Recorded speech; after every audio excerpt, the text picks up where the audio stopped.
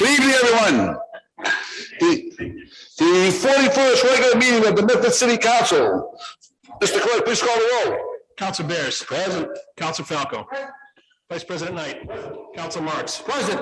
Council Morel. Present.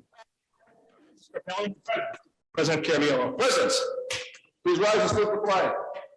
I pledge allegiance to the flag of the United States of America and to the republic for which it stands, one nation, under God, indivisible, with liberty and justice for all.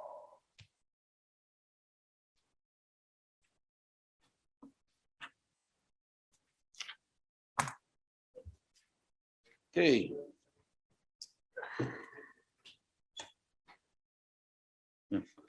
Okay, before we start, we're going to accept, where is that again? In the back.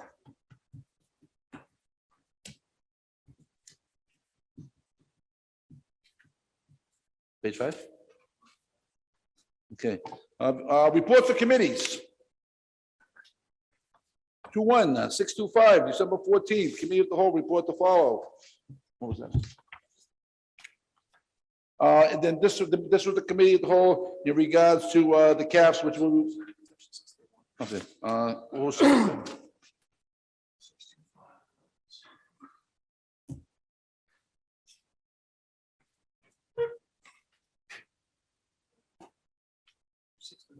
Okay.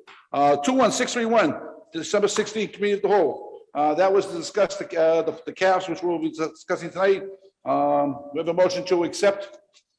So moved. The motion by Councilor Bears, seconded by. Seconded by Councilor Scarpelli. Mr. Clerk, please call the roll. Council Bears. Yes. Council Falco. Yes. Vice President Knight. Council Marks. Yes. Council Morel. Yes. Council Scarpelli. Yes. President Caraviallo. Yes, 7 in the affirmative, motion passes. Council Scarpelli.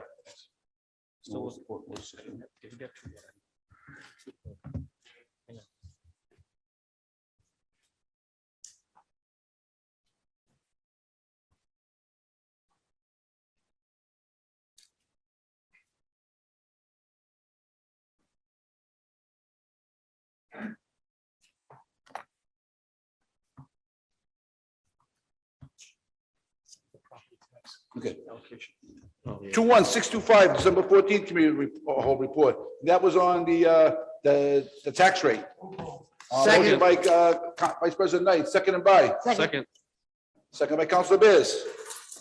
Mr. Clerk, please call the roll. Council Bears. Yes. Council Falco. Yes. Vice President Knight. Yes. Council Marks. Yes. Council Morel. Yes. Council Scarpelli. Yes. President Caraviallo. Yes, 7 in the affirmative, motion passes. Councilor Scarpelli, Let's suspend the motion, to take paper 21, 635. to take paper 21635. On that motion, seconded by Councilor Falco. Mr. Clerk, please call the roll. Council Bears. Yes. Council Falco. Yes. Vice President Knight. Yes. Council Marks. Yes. Council Morel. Yes. Council Scarpelli. Yes. President Caraviallo. Yes, 7 in the affirmative, motion passes. 21635, offered on suspension by President Caraviallo, Councilor Falco, and Councilor Scarpelli. Be it resolved that the Medford City Council commend and congratulate Paulette Vanderkloot on her many decades of service to our community and on the Medford School Committee. Be it further resolved that the Medford City Council issue a commendation to Mrs. Vanderkloot on the occasion of her retirement from the Medford School Committee.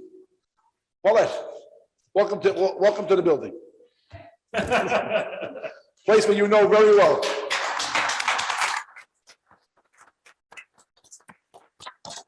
I've never been here before. I know, I know.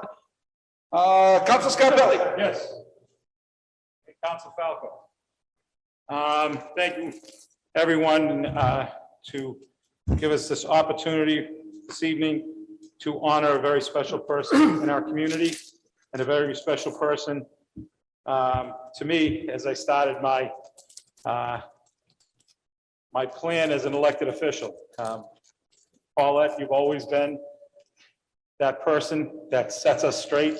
There's been some crazy times in the school committee where my Italian got up and Paula would sit me aside and say, George, you need to take a deep breath. And you were always the most calm person in the room and someone we always admired and looked to for guidance when it came to your experience.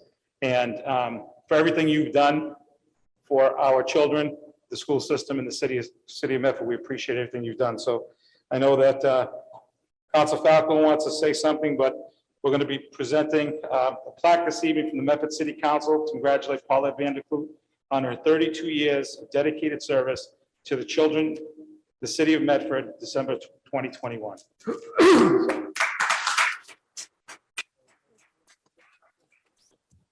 Thank you, Councilor Scarpelli. And Paulette, I wanted to thank you for your many, many years of service. George and I came onto the school committee at the same time, and that was in 2010. We served with you for 6 years. And I remember when we first came on, you know, it was always good to actually be able to talk to someone to get, you know, to find out, get a historical perspective as to like why we did things the way we did. You always had the answers. You always, you know, had valuable information. And, you know, I want to thank you for your many years of service and thank your family as well. 32 years is a long time. You know, you gave a lot to our community, to our public school system.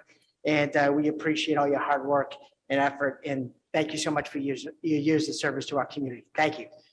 Thank you so much.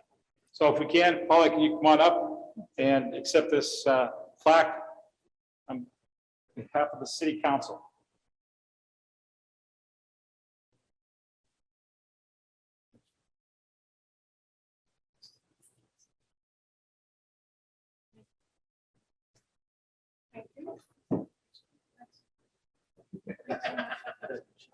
Yes, yeah. I have to tell you, I'm not here to receive a plaque tonight. In fact, what I'm here is to commend my fellow elected officials who are leaving their posts very shortly, Michael Marks and John Falco. I've had the opportunity over the years to work with many fine individuals. And, you know, sometimes we agreed and sometimes we didn't. But we always had found some place to have common ground. And I think that's so important in today's world. So I'd like to thank you, Michael, for the years that I served with you. You were such a kid then. You were. And John, it was such a pleasure to serve with you for the years, to watch you both go on to the city council. And we're going to miss you very, very much. So thank you so much. And the one thing that I think every elected official, whether we agree or disagree, there is a common bond between us, because over the years we've learned it's not easy to go out and to campaign every 2 years and to put your families through that. And you both have such wonderful, wonderful families. And it was really a pleasure of mine to watch, to know when they were born and to watch them grow, to graduate from high school, to go on to college. And it's really been a pleasure. So thank you both. And George, thank you for your kind words. And thank you. I appreciate it. And I appreciate my fellow counselors.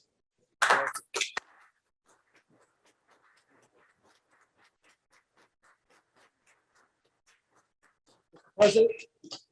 Council Marks. Thank you, Mr. President. It was an honor and a privilege to serve with Paulette Vanderkloot for the 6 years I was on the school committee. Paula, don't go anywhere. During that period of time, Mr. President, the school committee ushered in what we refer to still after 20-something years, the brand-new schools in Medford. And that was a very trying time, as Member Vanderkloot remembers. There was a lot of time and effort put into that. And the one thing, Mr. President, I do remember is Paulette Vanderkloot gave birth to her daughter on Election Day. Is that not correct? And, you know, being a politician, I wanted to try to outdo Paulette. And I missed it by about 6 hours. My wife gave birth to our twins the night before the election. And I still resent that, Paul. I don't know how you held off. I don't know what food you eaten, but you did a great job holding off. And the other point I have to mention, Mr. President, that I still resent to this day is that Paulette Vanderklut stole George Scarpelli's slogan. Give a hoot, vote Scarpelli was the original slogan. And that was stolen by Paulette. And I hope someday she recognizes that, Mr. President. Thank you, Mr. President. Thank you. So Representative Donato has a citation for you also. Would you like to come back up here? Yeah, see? These are all the ones you missed last night. Thank you, Mr. President and members of the council. Paulette, on behalf of the delegation, state delegation, State Representative Barbara Gabelli, who's your state representative in your district, and he regrets that he was not able to be here tonight because of another engagement. Let me thank, well, we know each other personally. We've spent many of the 4th of July's together, and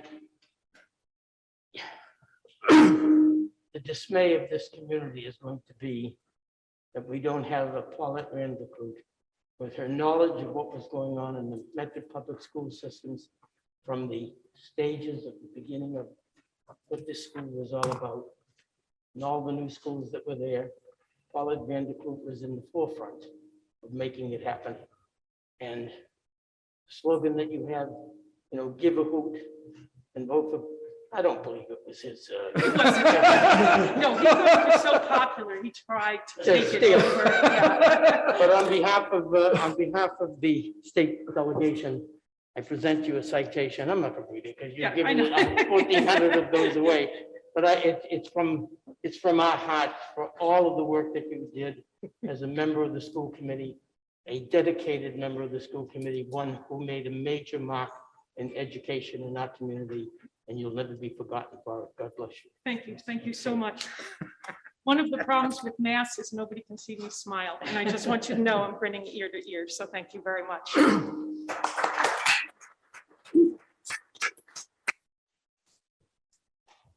Thank you, Mr. Representative. And Paulette,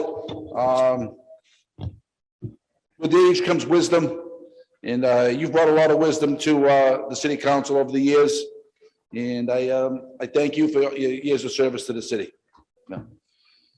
Mr. President, Councilor Bears. if I may just, I was grateful to be able to be here last night and hear from so many of the folks that you served with and worked with over your years. And I was able to say to you last night, but I think it's worth saying to the public that I was able to grow up and go to schools that you built and the school system that you built. And I've never known a Medford that didn't have a Paulette Vanderklut on the school committee.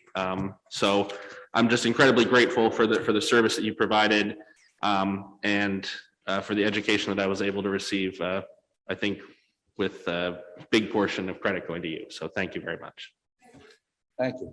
Vice President Knight. Mr. President, thank you very much, and through you to Ms. Vanderklut. Paulette, thank you very much for your service. Thank you to your family for allowing us the opportunity to have you for all these years. You've done a great job, and you know, the proof is in the pudding. The results are there. So I really want to wish you the best of luck in your retirement, and we hope to see you around the community as a very active participant engaged in the ongoings of what's happening in Medford moving forward. I remember you being the first progressive as a young kid getting involved in politics. Paulette was considered the first progressive in Medford, if I remember correctly. And I wish you all the best of luck, Paulette. So thank you very much for all you've done for us. Thank you. So on the motion by Councilor Scarpelli, seconded by Councilor Falco. Mr. President, Oh, I'm sorry. Oh, that's Councilor Morel. thank you. If I could just briefly, I just want to say a few words. I'm waiting on a baby myself, and mine does not have the impeccable timing of other elected officials. So I'm sorry I couldn't be there in person, Paulette, but I just wanted to thank you for your advocacy, your advice, the time that you've given me personally, and of course the city, and just everything you've done. And you know, they say life is what, 90% showing up, and showing up for 32 years, that's dedication and a service to the city. So I just want to add my thanks and congratulations, and enjoy your time not being in the chambers all of the time. Thank you, Council Morel. So on the motion, Mr. Clerk, please call the roll. Council Falco. Council Bears, Yes. Council Falco, Yes. Vice President Knight. Yes. Council Marks, Yes. Council Morel, Yes, Council Scarpelli. Yes. President Carviallo. Yes, 7 in the affirmative, motion passes. Communications from the mayor. Dear Mr. President, councilors, I respectfully request and recommend that the city council approves the following amendments to revised ordinances entitled Personnel Article 2, Classification and Compensation Plan, Section 3066-33, entitled Officers, Employees, Non-Union, by adopting the following changes. Amendment F, the language of CAF 12 should be amended to include the following ARPA-funded position: Economic Development Planner, $68,253.57 to $79,766.04. Amendment F. Amendment I. The language of H9 shall be amended to include the following ARPA-funded position: Inspectional Services Project Manager, $56,034.70 to $62,512.43. Public Health Sanitarium, $56,034.70 to $62,512.43. Amendment J, the language of H9 shall be amended to include the following ARPA-funded position: Public Health Response Nurse, $55,439.14 to $65,124.24. Amendment K, language of CAF 1. Move to waive the remainder of the reading, and if you can give a brief synopsis, I believe we have someone from the mayor's office on. On the motion by Council Marks, seconded by Council Scarpelli. Mr. Clerk, please call the roll. Council Bears, Yes. Council Falco. Yes. Vice President Knight. Council Marks. Yes. Council Morel, yes, Council Scarpelli, Yes. President Carviallo. Yes, 7 in the affirmative, motion passes. Do we have Nina? Ian is on. Nina Azarian, would you like to speak on this? Yes, thank you, Mr. President, and thank you, members of the City Council. Just as some initial comments, I believe we obviously have discussed these positions at 2 prior meetings. I believe we share a common vision and goal. That is to develop a comprehensive ARPA spending plan, which is built on a solid foundation so that the city can maximize its federal and state aid opportunities. We see that solid foundation being inclusive of the City Council's input, the community's input, and the input of key positions within the city. The positions before the City Council this evening are the bare minimum positions that are necessary to begin that planning effort in a sustainable way. Without these key positions, we will be under-resourced when it comes to reaching for more resources and opportunities at the federal and state level. There were several questions, in fact, several statements made at the Committee of the Whole meeting last week on the subject. We did take those comments to heart and are prepared to provide further information to the degree we are able to at this early stage on each. We sincerely ask for your support this evening, as anything short of approval will have a negative impact on the city's ability to respond to the COVID-19 pandemic surge we're currently experiencing, and will negatively impact the city's ability to maximize funding in this pandemic when resources are the biggest constraining factor. Thank you for your consideration. Thank you. Any discussion on this before we take a vote? Vice President Knight. In terms of how we're going to do this, Mr. President, what will we be doing? We'll be going through each amendment. We will go for each amendment separately. Are we going to discuss each amendment or just go? We discussed them, I think we discussed them last week in the Committee of the Whole meeting. If there's any discussion on them, we'll entertain that as we get to each one. The only concern I have is which positions are presently filled, which positions are filled and will be expiring through CARES Act, when the CARES Act funding expires, which positions will go unfunded. So, for example, is Amendment F funded? Is that Nina, can you answer those questions? Yes, I'd be happy to, Mr. President, and through you to Vice President Knight. I also, would ask that the Health Director, Marianne O'Connor, jump in if I miss anyone. Amendment Amendment F, the Economic Development Planner, I believe Planning Development Sustainability Director Alicia Hunt, who's on the line this evening, mentioned at one of the prior meetings that this position was quasi-filled, so to speak, that we have an existing employee who we would like to transition into this position. Anyway, moving on quickly, Amendment K, administrative support for COVID-19. Point Point of information, Council Falco. Thank you, Mr. President. Nina, if I may, is the position, you said quasi-filled, is it filled or is it not filled? The cleanest answer is it's not filled. It's not Mr. filled. President, to be, Stick to the clean, yeah, let's stick to the clean answers just to get through this. Could we just discuss each amendment? Could we have that question answered as we go through the Okay, amendments? we'll start with each one. Instead of doing it all at once and then going back. All right, we'll start with Amendment F. On the motion, the Economic Development Plan. Do we have a motion on the table for the Economic Development Plan? Motion to table, Mr. President. The motion by Council Bears to table the Economic Development Plan, seconded by.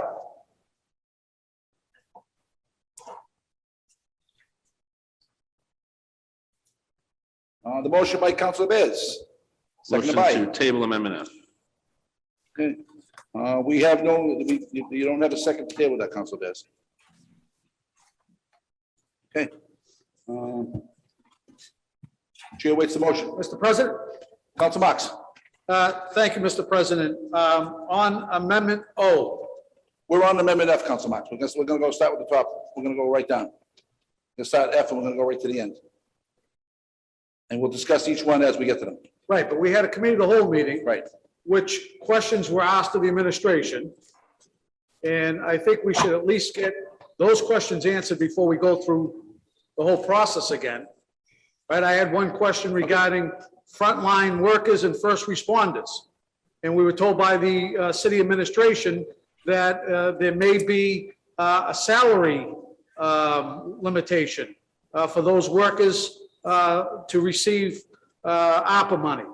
And I was wondering if that question has been answered, Mr. President. Nina, can you answer that question for Council Marks? Thank you, Mr. President. Thank you, Councilor Marks. I did look further into this information, this question that was raised at the committee of the whole meeting. And I had seemed to recall a number, and there's actually a lot of guidance. And so I'm just going to read very quickly. Unfortunately, there is no straightforward answer. As I mentioned, these rules have a tremendous amount of data and information behind them, but I'll make it as quick as possible. Basically, per the interim final rule issued by the federal government, if premium pay would increase a worker's total above 150% of their residing state's average annual wage for all occupants as defined by the Bureau of Labor Statistics, Occupational Employment and Wage Statistics, or their residing country's average annual wage as defined by the same bureau, whichever is higher on an annual basis, and then it goes on. So there's calculations that need to occur to determine that so-called minimum that we discussed, Councilor Marks, at the last meeting. Again, I'm happy to look further into this as we review, again, premium pay, and we review all the different categories with the federal funds manager. Right, so from what I'm hearing tonight, that would not be a reason that frontline workers and first responders would not be able to attain some ARPA money for being on the front lines during the past 22 months of COVID. So that's encouraging to hear. I just hope the administration falls through, Mr. President, taking care of those workers, as I mentioned during the committee of the whole meeting. We're talking about workers that work at, a convenience store, that were in the front line, Mr. President. We're talking about workers at Stop and Shop. We're talking about workers that worked in a doctor's office. We're talking about postal workers. We're talking about police, fire, EMTs. So I just hope, Mr. President, with this $49 million the city's receiving from the federal government, that we put our money where our mouth is and take care of those workers, Mr. President, that put their life on the line and put their family's life on the line to make sure we could function as a community and as a society. So I would hope the administration steps forward on that, Mr. President. Amendment O, as I mentioned, Mr. President, it says that this is a CAF 12, which is the federal funds manager. I don't believe that it's a CAF 12. I would say that's more of a CAF 15, Mr. President, based on that salary. And I don't know if that's an error that was made by the administration, but if they can also talk to that, Mr. President, I'd be curious. Nina, can you answer that question? Absolutely. Mr. President, thank you, Councilor Marks, for the question. This actually came to my attention that there may be an error on this item on Monday morning. I wrote back to the clerk who was copied on the email. It was brought to my attention by the Director of Veteran Services. And I wrote back to the city clerk on this matter. I copied the city council president and the city council vice president on this, noting that there was a scrivener's error indicating that it is a CAF 15. So that is an error that we're being asked to vote on, Mr. President. Yes, we'll change it when we get to it. Okay, and that's an important change, Mr. President. And the last point, Mr. President, I would like to bring up, and I brought this up during the committee of the whole meeting, so I've been very consistent on bringing up this issue, is the fact that we still have department heads in this community, non-union department heads, who for the past 22 months have not received a step raise. And I think the question was offered by Vice President Knight about whether that's contractual or not, and so forth. But here we have a number of ARPA positions, Mr. President, at salaries that far exceed some of our department heads, existing department heads. So it's a tough pill to swallow when we're asking to bring in new positions, Mr. President, at a higher salary range, while existing employees, existing department heads did not get their step raise. And we heard money was tight, Mr. President. And now we have $49 million of federal funding. And we have commitments out there to every non-union department head that they should receive their step raise.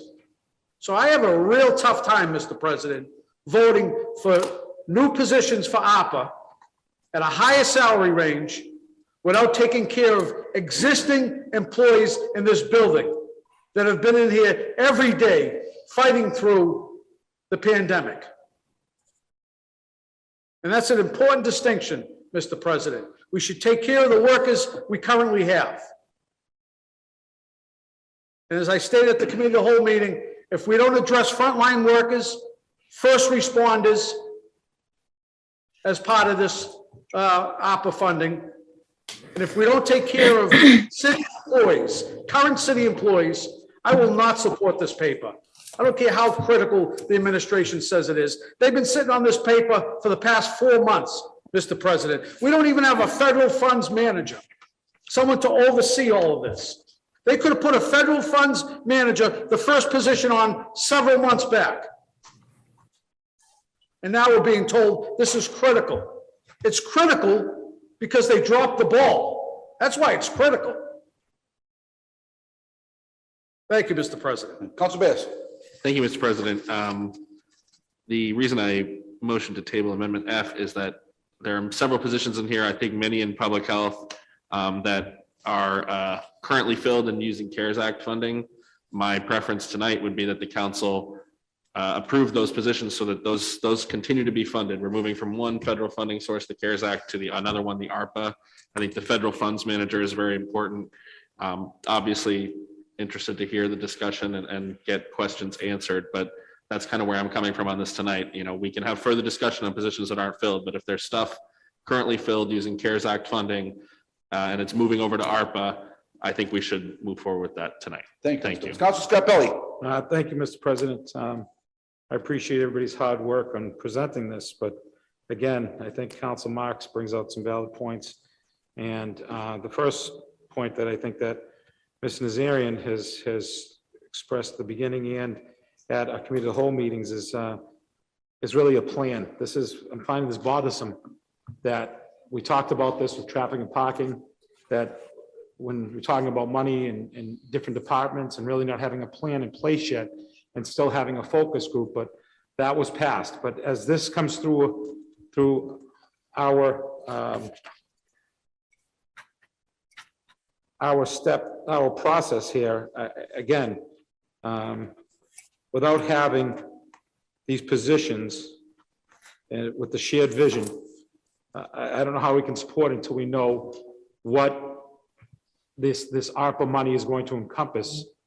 Because one of the things that was very clear last week, that other department heads weren't involved in these discussions.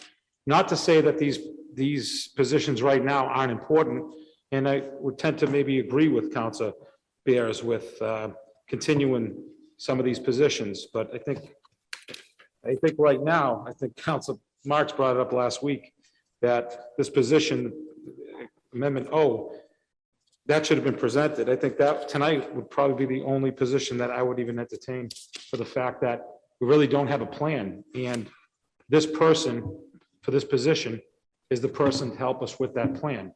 Other than that, I don't, until we bring everybody to the table and really share a vision. You know, I'm lucky that I work in a community that their city council works with the administration, and they share each other's visions to get the product to the community. And I'm not seeing this here, and I'm very disappointed, really disheartened, actually. So this is a lot of money that can do a lot of great things for our community. And right now, it seems like what we're getting now with traffic and parking, now this paper is, we're just gonna add things and spend. And then when we come down to some important pieces that we all feel that are important, we're gonna be told what? Unfortunately, we spent all of our ARPA funding. And without a plan, I can't support this. So thank you. Thank you. Council Falco. Thank you, Mr. President. And I want to share, I agree with my colleagues. This is a major concern. I know myself, I've been talking about this for months on end. And that there is absolutely no plan at all with regard to ARPA from the administration. None. $48 million and no plan. We have not had a CFO for 6 months. 6 months. We have a $191 million budget. We have no CFO. $48 million in ARPA funding, no CFO. And no one right now is currently managing. I don't even think they're discussing ARPA in the finance office, because I think they're basically trying to just do the day-to-day activities that occur on a daily basis. This is unacceptable. And then they throw it on us to say, oh, well, we need all these positions. There's no planning. There's a complete lack of planning when it comes to this. And it's unacceptable. I definitely could vote on the federal funds manager, because I think that kicks this all off with regard to planning. Eventually, you're gonna have to plan to do something with this money. It's unfortunate that the discussion has not happened yet. Nina, if I may, CAF 15, can you give us the range, please? Thank you, Mr. President. Through you to Councilor Marks. I have 80,542.62 to 94,235.32. Okay, so that is the actual CAF 15, but it was just listed as CAF 12 on the original document. Yes, Councilor, that's a scrivener's error. On my end, I made that error. Thank you. And who actually helps determine the actual caps? Is that the chief people officer? There is a process to review similar positions in other communities, similar positions within our organization, level of, obviously, work responsibility, level of training and education. Yes, it is essentially the Human Resources Department, the Chief People Officer becomes responsible to make recommendations. Thank you. Councilor Morell. Thank you, Mr. President. I understand the concern of my fellow counselors. I'm very focused on the number of positions in this in the public health department. As we are, entering a surge, unlike we've seen before, our testing sites, there are incredible waits around the Commonwealth. And I have people reaching out to me, Medford residents reaching out to me and saying, why isn't Medford testing? Why aren't they doing X, Y, or Z? And I talk to people in the Department of Public Health, and they say, we don't have the bandwidth and we need these positions to respond to the crisis we're in right now. these are something that I absolutely will vote for tonight, and I think we need to vote for. I understand the concerns about the plan. I have the same concerns, but we're in the middle of a surge. We're facing a major issue right now, and these are positions we need to respond to the challenges we're facing right now, and that's why I'll support them. Thank you. Council Scarpelli. Thank you, Mr. President. Mrs. Arian, are we in the process of, I thought we were in the process of reviewing everybody's salary. Is that something we were doing? Isn't that, I believe it was something that the mayor brought up, that they were going to look at every position and look at each individual salary. Is this still happening, or is this wasn't part of that? Mr. President? Yes. Thank you. Thank you, Councilor Scarpelli. Yes, that is accurate. We have a classification and compensation study that's going to be launching very soon. The city has received a grant for that. And essentially that process takes several months. It's a process that will basically go on for much longer than the time period in which we need to get moving on many of these positions. But absolutely, I mean, these would be reviewed to the degree, each position, essentially the process has a cost per position. So, we have to do the math as we enter to add positions to this organization, but we would absolutely review including these and all of, first and foremost, the existing positions we have. Last question, I'm sorry. Right now, how many of our units are we whole now with every unit right now? Do we have any negotiations for contracts? The teachers union, I believe, is done. Are the other unions, as we're moving forward through these money papers, is everything complete? Do we have any big outstanding raises coming up or negotiations still out there?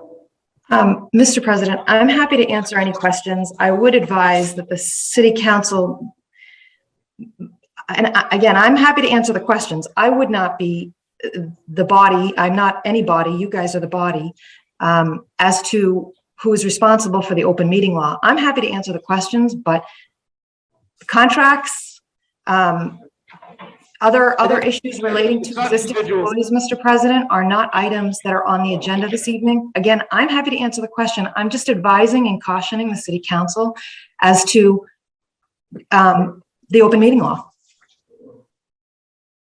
This is, the question I'm presenting is on behalf of a money paper that we're voting on about money that this city has to spend. So as we make our decisions, I think it's important that we know if there are outstanding negotiations. It's not, you could say yes or no. You could say that. I'm not asking for any money. I'm not asking for any, anything that would interfere with any sort of negotiations, union negotiations. The question I have in front of you is very simple. Is that, are there any outstanding negotiations still with any major union in the city as we move forward to vote on a money paper? I believe that has nothing to do with the violation of open meeting law, because it's a money paper that's in front of us. We're voting on money. Mr. President, again, I'm happy to answer the question. Again, it's not on the agenda, but the answer is yes, there are collective bargaining agreements that have not been settled prior to this administration, which had not been settled.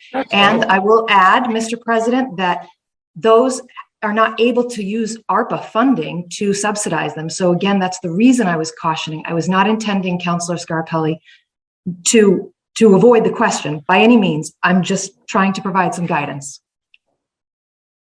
Okay, so that would have been my next question, but if you answered the question, the simple question, because it seemed like it was avoidance, just so our chief of staff could understand what it looks like, at least to this council. Thank you.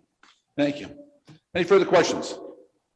Mr. President, just a point of information, the fire department has been without a contract, I believe, for close to 2 years now. Thank you. All right, so get back to Amendment F. There's been a motion on the floor by Councilor Bears to table the economic development planner. We have a Second. Seconded by Councilor Morel. Mr. Clerk, please call the roll. The table Amendment F.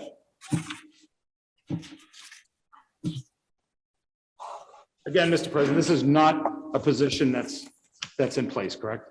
That is correct. Thank you. Mr. President, could we just ask if the committee, in case I got it wrong, I'd just like to ask the Planning Development and Sustainability Director to speak on that. I know she wanted to speak earlier. Motion on the floor. It's a yes or no question. Is the position vacant? We don't need to go into.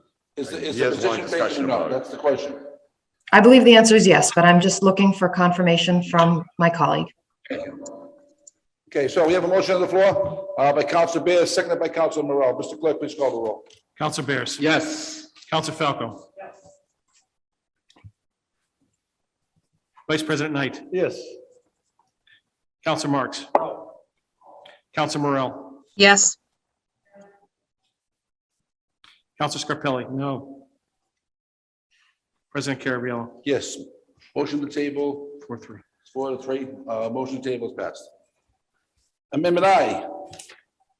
The Inspectional Services Project Manager. Mr. President, in regards to Amendment I, could the acting chief of staff please tell us whether or not these positions are vacant or if they're filled with an incumbent? Nina, can you tell us if the Inspectional Service Project Manager and the Public Health Sanitarian, are they vacant positions? My understanding is yes, and I'm seeing the Public Health Director, our Director of Public Health confirming. Thank you. Okay, yes, they are vacant positions. Motion to table. On the motion by the table by Councilor Bears, seconded by Second. Councilor Knight. Mr. Clerk, please call the roll. Council Bears. Yes. Council Falco. No. Vice President Knight. Yes. Council Marks. No. Council Morel. Yes. Council Scarpelli. No. President Caraviallo. Yes, 4 in the affirmative, 3 negative, motion to table passes. Amendment J, Public Health Response Nurse. Nina, is this a vacant position also? Yes, Mr. President, it's my understanding. We, on the motion for the Public Health Response Nurse. Motion to second. On the motion by Councilor Knight to table, seconded by Councilor Bears. Mr. Clerk, please call the roll. Council Bears. Yes. Council Falco. No. Vice President Knight. Yes. Council Marks. No. Council Morel. Yes. Council Scarpelli. President Caraviallo. Yes, 4 in the affirmative, motion to table passes. Amendment K, Administrative Support for COVID-19. Nina, is that position currently filled? Yes, there's a person serving in a capacity to support that office. If this position didn't move forward, we would need to essentially ask that person to come back, or maybe they would find a position in the meantime. Motion to approve.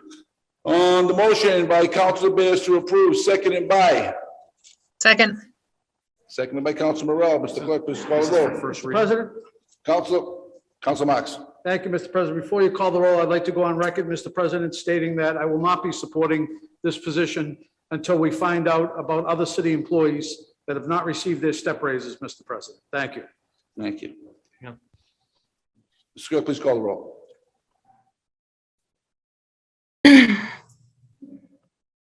And this is for first reading. For the first reading. Council Bears. Yes. Council Falco. No. Vice President Knight. Yes. Council Marks. No. Council Morel. Yes. Council Scarpelli. President Caraviallo. Yes, 5 in the affirmative, 2 in the negative, motion passes. Amendment L, Data Analyst, Community Liaison, and Contract Tracer. Nina, are these currently filled positions? I know that contact tracer is presently being utilized. I defer to. I'm sorry. Excuse me, Nina, I'm sorry, Mr. President. No, the data analyst is currently filled. The contact tracer is certainly someone we're looking to add on since we've had 650 cases since December 1st. So the data analyst is filled and the community liaison and the contact tracers are not filled, correct? Correct. Thank you. Thank you, Mr. President. What's a 0.3 full-time employee? How many hours is that? Mary Ann, The council tonight is asking 0.3 full-time employee. Is that what that means? Yeah, she basically works about 10 hours a week in supporting us. 10 hours. 10 hours a week. 10 to 12, I'm sorry, yeah. Sorry, and Director O'Connor, did you say the community liaison, we don't currently have that filled?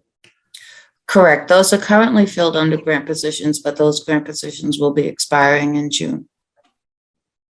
Okay, so it's the data analyst, the liaison are filled, and the contact tracer would be additional. Correct. I would move approval On all Second, three? on all three. I mean, yeah, we're in a, Oh, on the motion by Council Bears, seconded by Council Morel. Mr. Clerk, please call Mr. the President, roll. Council Marks. thank you, Mr. President. I will not be voting on this position as well. I just find it ironic, Mr. President, that when these positions were put forth for spending of ARPA money to assist in COVID needs in the community, that the administration was at the table, the Office of Community Development was at the table, and the Board of Health was at the table. Who was not at the table, Mr. President, that would equally have needs for COVID spending? The Council on Aging was not at the table. Police and fire, first responders in this community were not at the table to seek what their needs are.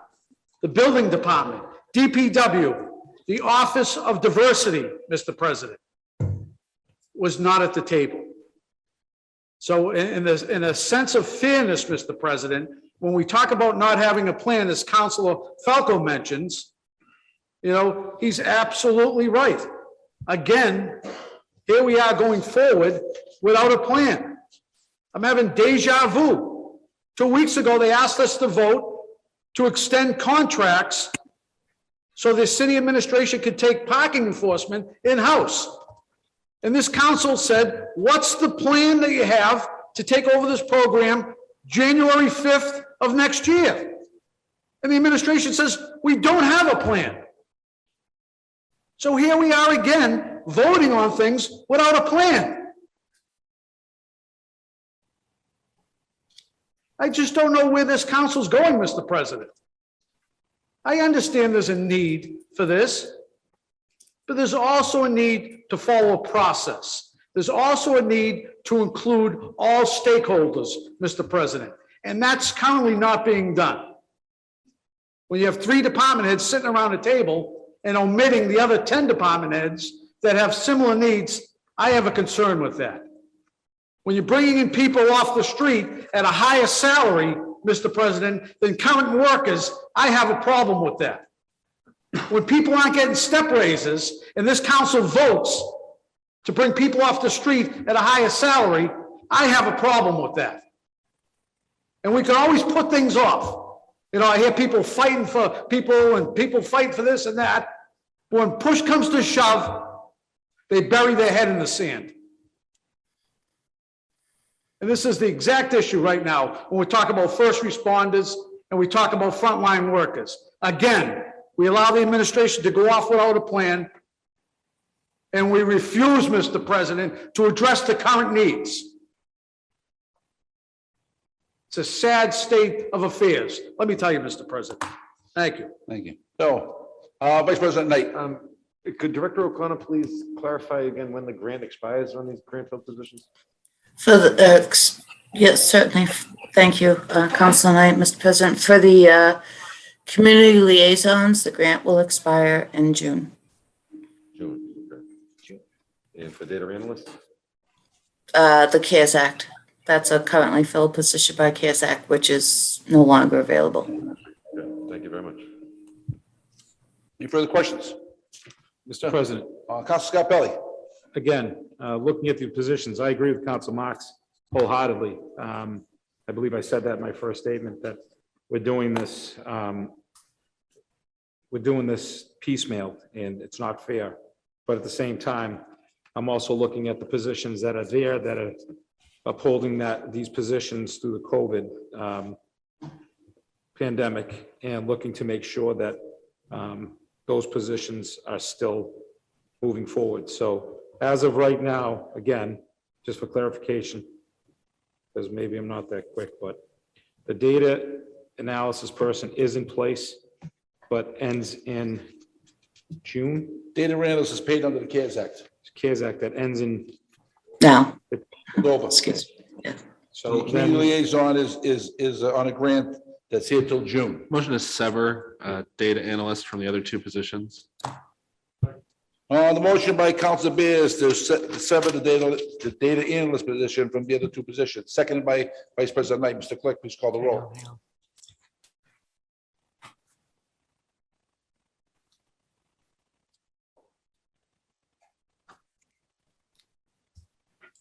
Sever. Counselor Bears, Yes. Counselor Falco, Yes. Vice President Knight. Counselor Marks, No. Counselor Morel, Yes, yes, Counselor Scarpelli. yes, President Carviallo. Yes, 6 in the affirmative, 1 in the negative. Motion passes. Motion to approve the data analyst position. On the motion by Council Bears. Mr. President, Council Falco. if I may, just quickly, so this is a .3, so this is 10 hours a week Marion, did you say there's 600 people just in the month of December? So the data analyst position is basically 10 to 12 hours a week, and that helps us set up our clinics. It helps us convey information to the community on where we're at, where our stats at, helping with the graphs and charts every week, and also doing the back end of the multilingual resource line and keeping track of the information coming in there as well.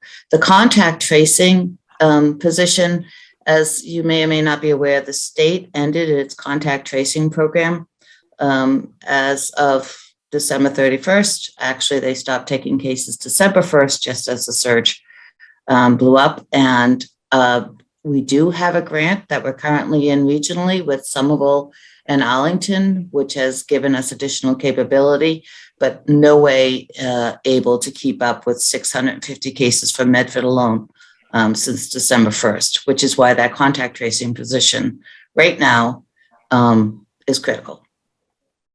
So shouldn't it be more than a .5? Well, when I wrote this, it was pre-surge, and we had hoped that 0.5 would do what we needed. But again, with the additional help from the grant that we have with Medford, with Somerville and Arlington, obviously, it's not what we expected to happen back. So it's 0.5 was what was written a month or so ago. So we know we're going into this really not being staffed correctly. Absolutely. Do we think we As should why all of those positions are there. We are hurting. We need these positions. We've lost staff due to COVID fatigue, basically. The emergency response coordinator, we were being able to pay through CARES funding. That person left. Our food security person left. Basically burnout. We are in need here in the Board of Health, and we have been and doing our best. But I sorely hope that you consider us being able to continue to protect and inform the residents of Medford to the best of our ability. If not, we're not going to be able to keep up the vaccination clinics, the testing, the data, the contact tracing. We're on the edge. Yeah, I don't disagree that you need the positions. I think one of the big concerns is the process. And that is that we've been talking about a pandemic for 2 years. It's not going away. So, I think, many of us or some of us are thinking that this would have been planned, and this is not on you, but that this would have been planned out by the administration months ago. And we just got this paper a few weeks ago. And this goes back to Councilor Marks saying that there's no plan. Excuse me. Yeah. You can huff and puff all you want. There's no plan. Point of information Point of information, Council Bears. is the fact that this is not worth people's health and lives. I'm Counselor. not saying that. I just said I didn't say that. Well, if we're not going to pass it, then we're not going to have contact tracing. We're in the Omicron surge. We have 700 cases or 650 cases. So, I'll vote to keep this ball in the air as much as we can, but I'd like to approve the positions. You should stay home then. You should stay home. No, All right, all right, You will be soon enough. all right, Sir, all stay right. home. Hey, enough. Thank you. Okay, so we have a motion on the floor for the data analyst. Which one is funded through June? The community liaison. Okay, thank So you. we have a motion on the floor for the data analyst, which was on the motion by Councilor Bear, seconded by Councilor Morello. Mr. Clerk, please call the roll. Counselor Bears. Yes. Counselor Falco. Yes, Vice President Knight. Counselor Marks. No. Counselor Morel. Yes. Counselor Scarpelli. Yes. President Carviallo. Yes, 6 in the affirmative, 1 in the negative, motion passes. Community liaison.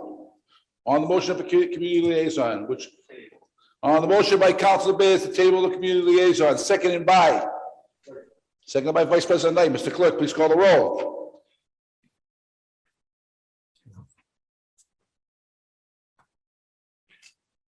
To table, Counselor Bears. Yes. Counselor Falco. No. Vice President Knight. Yes. Counselor Marks. No. Counselor Morel. Yes. Counselor Scarpelli. No. President Carviallo. Yes. 4-3. 4-3, motion to approve, the table is passed. Contact tracer. The motion by Vice President Knight to table the contact tracer, seconded by Councilor Bears. Mr. Clerk, please call the roll.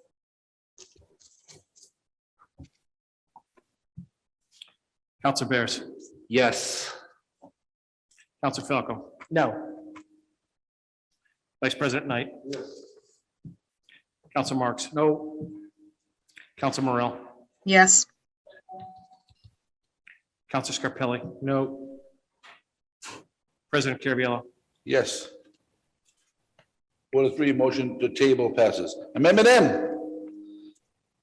Emergency preparedness coordinator, community social worker, food security specialist, health equity and outreach coordinator, and epidemiologist, and a youth prevention specialist. Mary Ann, are these all filled positions?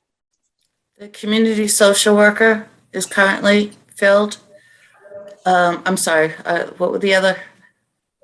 Food security. Specialist. So health the food equity- security specialist right now has left the position, but is basically volunteering her time.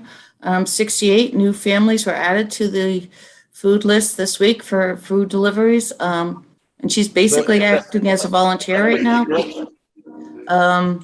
In position, I'm sorry, not being paid, correct? it's, That is a it's, vacant position, it's not correct? filled. It's not filled. What about the health equity and outreach coordinator? That's not filled. That's not That's filled. not a current position. The community social worker is currently working Mr. and paid President, for like he is. Mr. President, Only one person can speak at a time. I can't hear you. Okay. I'm not sure if I may, Mr. President. Excuse me, Nina. Thank you. For the food security specialist, as the Director of Public Health mentioned a moment ago, that person is volunteering, but that person is volunteering in a capacity that they basically hope to come back for. So I would just add that for the council's knowledge. I would ask the council to strongly consider both the community social worker and the food security specialist. Thank you. Mr. President, Council Bears. are the epidemiologist and youth prevention specialist positions filled? No, they are positions that we would like to add. Thank you. All right. So, on Amendment M, do we want to vote on these separately or want to vote on this motion? Motion 7. Motion to sever. The motion by Council Bears is seven, seconded by Council Scarpelli. Mr. Clerk, please call the roll. Separate each individual thing. 7. Yeah, table and everything. Except for the social. Counselor Bears. Yes. Counselor Falco. yes, Vice President Knight. Counselor Marks. Counselor Morel. Yes. Counselor Scarpelli. Yes. President Caraviallo. Yes, 6 in the affirmative, 1 in the negative, motion to sever passes. Emergency Preparedness Coordinator. Motion to table. The motion by Councilor Bears to table, seconded by Seconded by Councilor Morel. Mr. Clerk, please call the roll. Now I gotta write it down.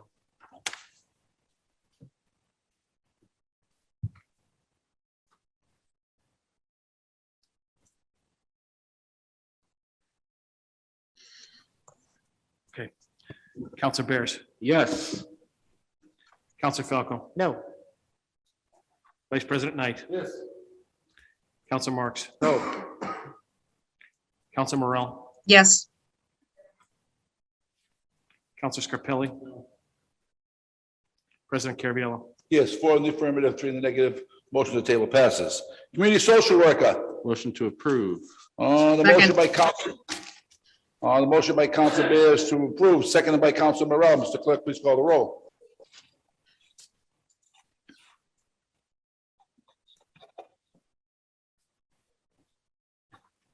To approve for first reading. Approve first reading. Counselor Bears, Yes. Counselor Falco, Yes.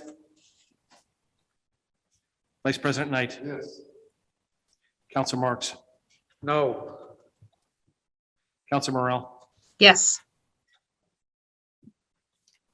Counselor Scarpelli. President Caraviallo. Yes, 6 in the affirmative, 1 in the negative, motion passes. Food Security Specialist. Motion to. Second. The motion by Vice President Knight to table Food Security Specialist, Health Equity and Outreach Coordinator, Epidemiologist and Youth Prevention Specialist, seconded by Councilor Bears. Mr. Clerk, please call the roll. Counselor Bears, Yes. 0 cents. Counselor Falco, No. Vice President Knight, 0. Counselor Marks, No. Counselor Morel, Yes. Counselor Scarpelli. President Caraviallo. Yes, 4 in the affirmative, 3 in the negative, motion to table passes. Amendment N. No, so that's it. No, wait, wait, No, wait. the- Amendment N. Public, COVID-19 Public Information Officer. Mr. President, yes, this position is filled. That is filled, correct? Is it, Nina, did you say that was a filled position? Yes, Mr. President. Thank you. if I may, Mr. President, so Council Falco. this is the Steve Smirty role, am I correct? I think you are correct. Nina, is this the, is this the Yes, position? Mr. President. Yes, Counselor Falco. So currently, is he straddling two roles as the COVID person and is he the interim communications director? Mr. President, through you, yes, he is. We are seeking an intern to support that role because it is obviously something that requires both the Director of Communications as well as the COVID-19 Information Officer. But he is presently, doing both jobs. And this person is going to be doing just COVID related public, he's going to be the COVID-19 Public Information Officer and he'll be only doing COVID related activities, correct? When he is no longer acting Director of Communications, that's correct. I hope so. Thank you. Nina, is this currently funded through the CARES Act? Yes. Mr. President, through you, yes. Chair waits motion. Motion to approve. The motion by Council Bears to approve, seconded by Second. Council Morel. Mr. Clerk, please call the roll.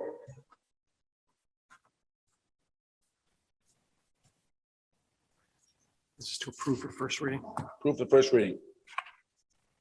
Counselor Bears, Yes. Counselor Falco, Yes. Vice President Knight. Counselor Marks, No. Counselor Morel, Yes. Counselor Scarpelli. President Caraviallo. Yes, 16 affirmative, 1 in the negative. Motion passes, takes its first reading. Amendment O, Federal Funds Manager. Mr. President, this position is not filled at this time, but as stated at one of the prior meetings, Seconded by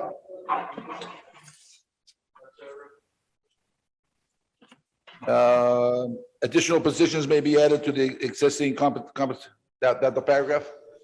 On the motion by Council Knight to strike the last paragraph, seconded by Council Scarpelli, Mr. President, Council Marks. thank you, Mr. President. As I stated from the outset, this is truly the only one position, Mr. President, the federal funds manager, that should have been put on first. This is how you get the ball rolling to then have your public meetings and input from stakeholders to then establish what you want to do in the community. So we're kind of putting the horse before the cart by doing this after the fact. So I support this one position, Mr. President, getting the ball rolling. I still find it troubling that tonight we have the Board of Health Director, who's the highest health official in the city, saying, I need a laundry list of positions because we're concerned about the increase in COVID. And we have members of this council tonight picking and choosing from the Board of Health Director, saying, I need these positions, they're vital, choosing only to put on positions that currently have someone in that position. If there's no one in the position, Mr. President, members of this council are saying, we're tabling it for now. And then the health director saying, no, I need this position. So it makes no sense, Mr. President, and that's what happens when you do piecemeal, like Councilor Scarpelli said. When you don't have a plan, you make decisions, Mr. President, not based on anything other than knee-jerk reactions. And that's what this council is doing now, knee-jerk reactions, Mr. President. Thank you. Thank you. Okay, on the motion for the federal, to delete the last paragraph by Councilor Knight, seconded by Council Scarpelli. Mr. Clerk, please call the roll. Council Bears. Yes. Council Falco. Yes. Vice President Knight. Council Marks. Yes. Council Morel. Yes, Council Scarpelli. Yes. President Carviallo. Yes, 6 in the affirmative, motion passes. On the motion for the federal funds manager. Motion by Vice President Knight, seconded by Councilor Bears. Mr. Clerk, please call the roll.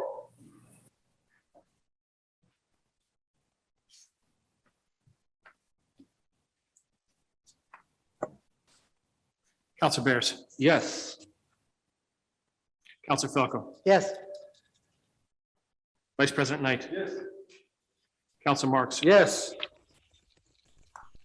Council Morel. yes, Council Scarpelli. Yes.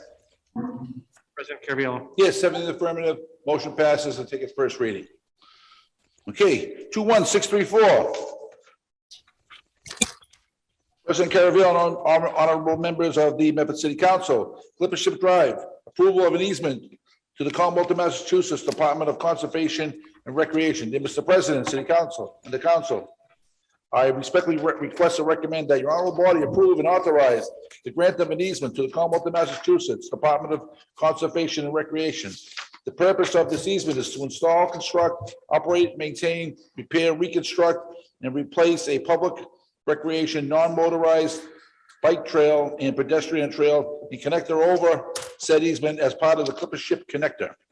For your information, I am submitting a copy of the document containing the proposed grant of easement along with the plan setting for the area. A representative from the Department of Conservation and Recreation and Alicia Hunt, Director of Planning, Development, and Sustainability, will be in attendance to answer any questions that may arise. Any questions on the easement? We have somebody from the DCR here. Am I correct, Ms. Stellar? Hang on. Do you have any questions for the DCR or Alicia Hunt on this? Mr. President. Vice President Knight. This project's been something that's been going on for what seems like now 3 administrations. We've seen some progress be made. Is there any indication as to how far along we are, what phase we're in terms of seeing this trail come to reality, number one? Number two, I know we've expended some money for remediation in the area due to some soil contamination. And there was also been some concerns relative to the abutters that needed to be addressed as the planning stages were going on. So I'm wondering if the director of that office with way too many words can tell us exactly what's going on with this project and where we stand. Thank you. Mrs. Hunt, can you have an answer for Councilor Knight's question?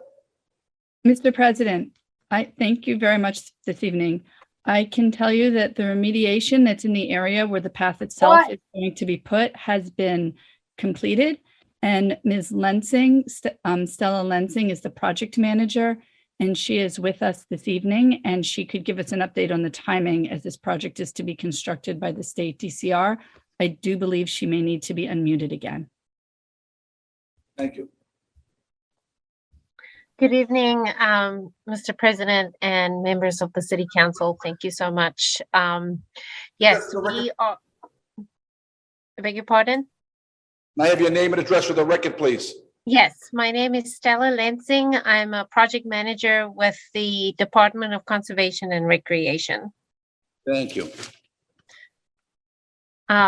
So as Ms. Hunt explained, we are, almost ready to put this project out to bid. We have completed our design process. We're at 100% design.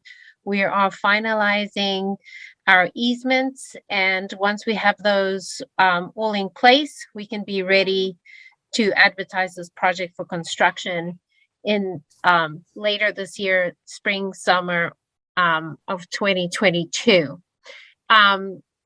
I do have materials ready to show a visual of the area that we are requesting an easement for. If you would like me to share my screen, I can do so.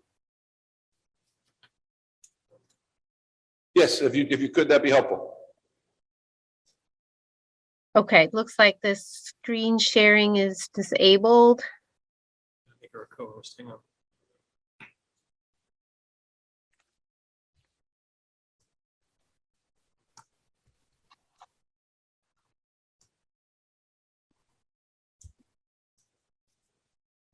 Should be all set now. Okay, if you can share your screen now. Okay, can everybody see this plan?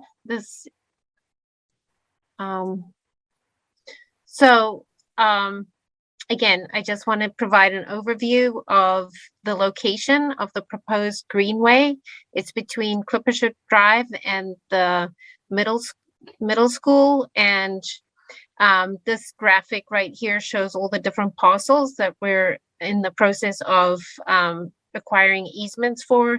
Number 4 indicated over here would be this easement for over the city land connecting to Clippership Drive. Just to be more clear on that, this parcel is located at Clippership Drive, and it's about an easement that's approximately 20 feet wide and approximately 1,749 square feet in area. And that's all information I have to share. So I can stop sharing, or I could take some questions while the screen is up. This goes behind the scenes center, correct? I beg your pardon? Yeah. Yes, it should go there.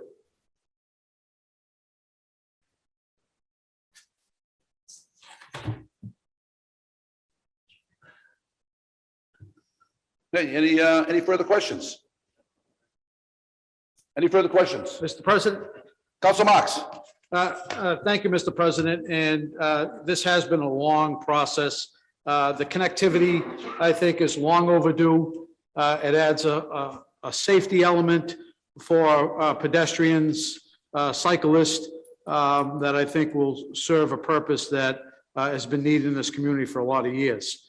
It'll connect the east side of Medford into Medford Square and far beyond, Mr. President, in a safe fashion.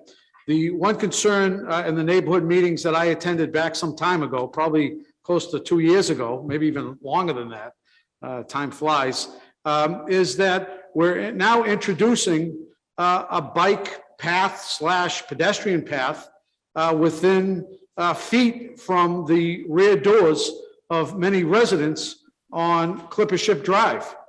And that was a major concern at the time of many property owners in that area, that that support the project, but we're also concerned that now we're introducing people, bikes, foot walkers that have never been in that area before. And they were concerned about safety, public safety, and rightfully so. So I was wondering, I noticed in the correspondence we received, it said the purpose of the easement is to install, construct, operate, maintain, repair the recreational non-motorized bicycle pedestrian trail.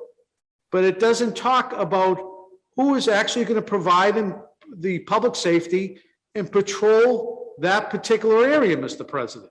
Now that we're introducing people along the river back there that was never a path. So I didn't know if the woman from DCR can answer that question, or someone from the city administration, but I have a concern about the patrolling and the safety of that particular area. And will it be lit, Mr. President, at all? We all took, or at least I know I did, a tour of the whole area along the water back there, and it's a dark, isolated area.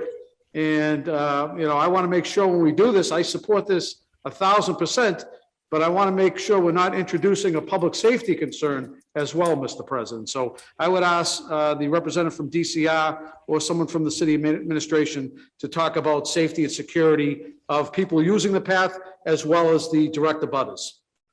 Alicia, can you answer that question?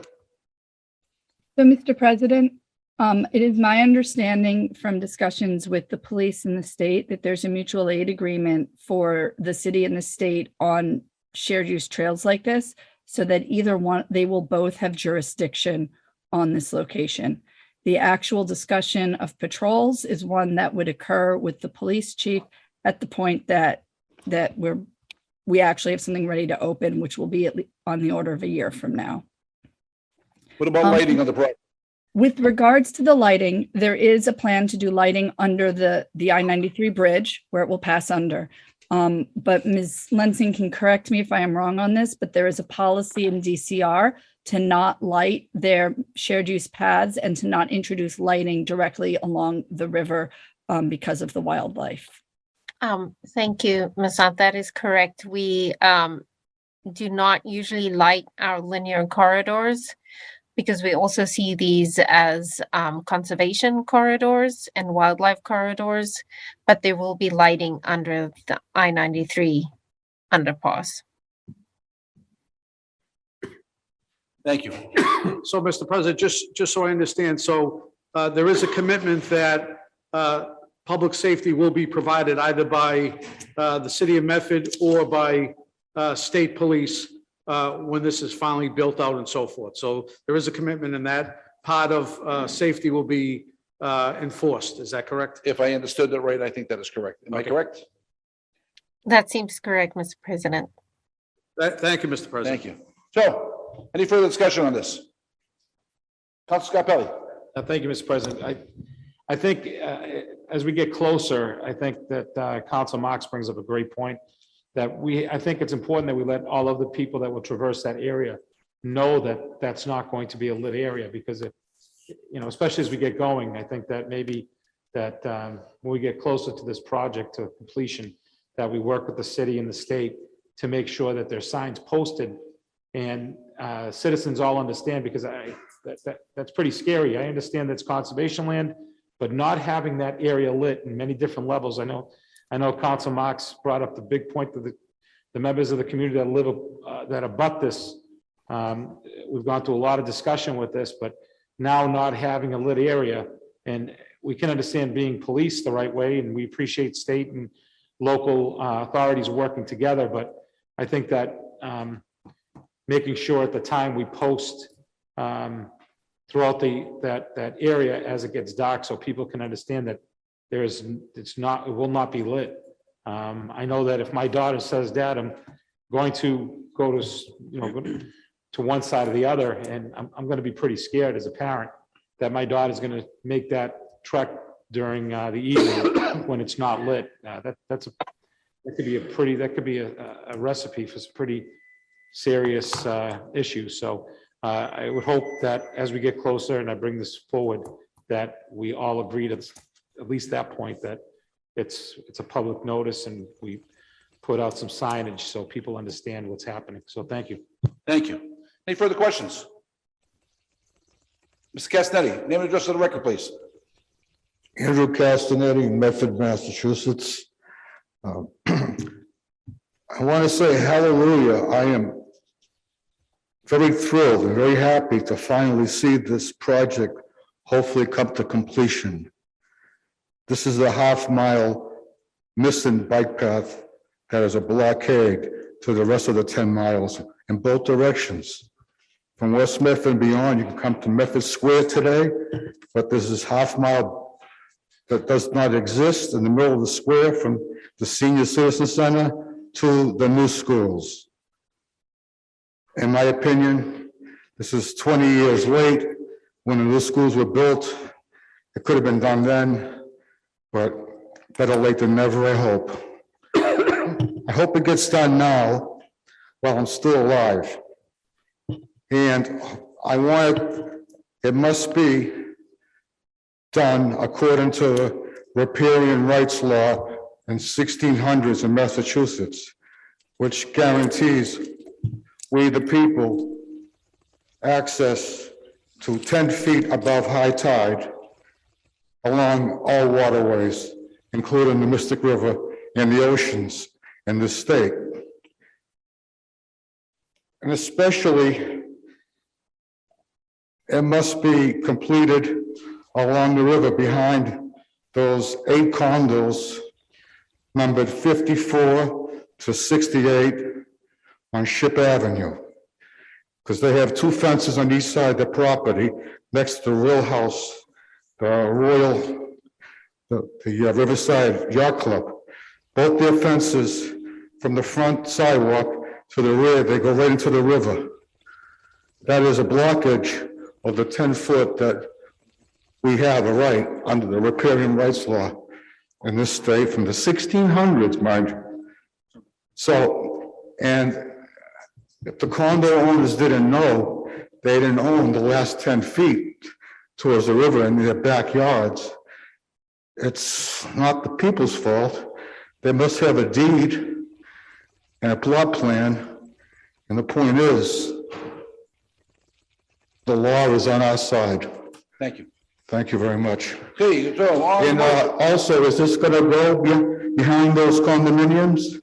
I want to ask the people in charge of this operation. It's not the paper that's before us this evening. that's not, we don't have that paper. Vice President Knight. Mr. President, I move for approval of the paper and request that the DCR hold a pre-construction meeting with the butters prior to, after securing the necessary permitting to move forward with the project. Ms. Castanetti, anything else? Good luck. Thank you, sir. On the motion by Vice President Knight, seconded by? Second. Second by Council Biz. Mr. Clerk, please call the roll.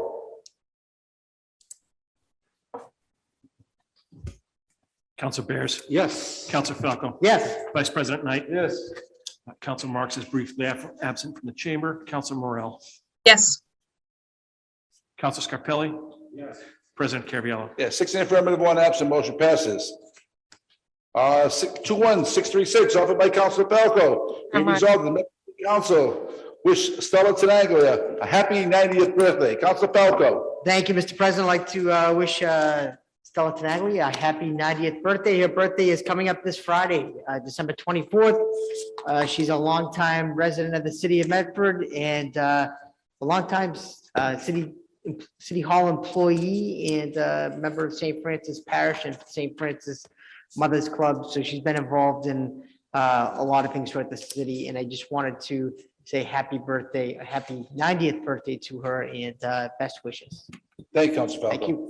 Happy birthday, Stella. Happy birthday, Stella. Mr. President, Councilor Scarpelli. thank you. Talk about a face we miss around here and the godmother of Medford. What a great tribute to acknowledge Stella's 90th birthday. We have to thank her for her #1 present to the city of Medford, the birth of her little young son, Steve. Little Steve. And little Stevie, and what he's done for the city. So thank you and have happy and hopefully many more birthdays, Stella. Thank you, Stella. Mr. President, I just see little Steve actually here in the audience. We have Maybe he little wants to Steve come again. up and wish his mother a happy birthday? Little Stevie. Here he is. Maybe the state rep can walk him up if we can. State Representative Donato can walk him up. Name and address of the record, please. Steve Tenaglia, 115 Sturgis, Medford, Mass. I'd like to thank everybody. Mom's been the leader of our family for many years. And it's been an honor to have her around for 90 years. And I appreciate all your kind words. Thank you. Thank you. On the motion by Councilor Falco, seconded by? Second by Councilor Biz. Mr. Clerk, please call the roll. Council Bears, Yes. Council Falco, Yes. Vice President Knight. Council Marks, Yes. Council Morel, Yes. Council Scarpelli, Yes. President Carviallo. Yes, 7 in the affirmative, motion passes. Public participation. Anyone want to speak in public participation? Good evening, sir. Name and address of the record, please. My name is Robert Penta, 0 Summit Road. And what subject would you be speaking on, sir? Let's speak on the ambulatory surgical center up at the location of the Lawrence Memorial Hospital at 170 Governors Avenue. The reason why I'm bringing this up is after reviewing your city budget and recognizing that you folks set a tax rate this past week, unless I missed it altogether, there was no inclusion at all as it related to the amount of money that the new ambulatory service center would be bringing to the city of Medford. I believe this past Tuesday, on the 14th of December, you folks sat in committee and discussed the tax rate. And I believe, and I could be wrong, one of the questions that was asked by one of your colleagues, Council Marks, to the assessor as it relates to, have you arrived at any kind of a decision regarding the tax rate at that location, 170 Governors Avenue? And the assessor responded that they had filed for a tax exempt status. Conferring upon that and having a brief discussion once again and reaffirming this conversation with Councilor Falco, who once again had the same type of concern as related to the assessor's issue of how and what they're going to be taxed. I think she said that it's charitable or something of that nature. So putting that together, and I just went back and just did a little bit of history on this because I was involved in many of the issues on this particular matter. On August 28th of 2018, I sent a certified letter to the State Department of Public Health. And in one of the components of the letter, it was I issued the regarding tax exempt status, which up until that point in time had not been mentioned. On September 17th of 2018, in the Medford transcript, and headline title, "Future of the Lawrence Memorial Hospital will include community input, owners say." But in paragraph number 10, unlike the existing building, it says the ASC will be a for-profit and will therefore pay property taxes to the city of Medford. That came right from them themselves. October 30th, 2018, in a city council meeting, it was discussed again as to whether the proposed ASC, being a building on the Lawrence Memorial Hospital footprint, would pay taxes. Would it be by the square footage or the whole Lawrence Memorial Hospital footprint itself? November 19th, 2018, at the council meeting, there was a need for an update for clarification from our city assessor's office as to how the ASC will be determined for tax purposes if approved by the State Department of Public Health. Will it be for the whole Lawrence Memorial campus to be considered as a for-profit, or would it be broken down by the square footage of each building separately? Again, on November 27th of 2018, Susan Sandberg, then CEO and Vice President of Melrose Wakefield Hospital, appeared before the city council saying for the first time that the ASC will be a for-profit business here in the city of Medford. Again, in November 2018, as printed into the Medford transcript, the discussion was once again a for-profit business.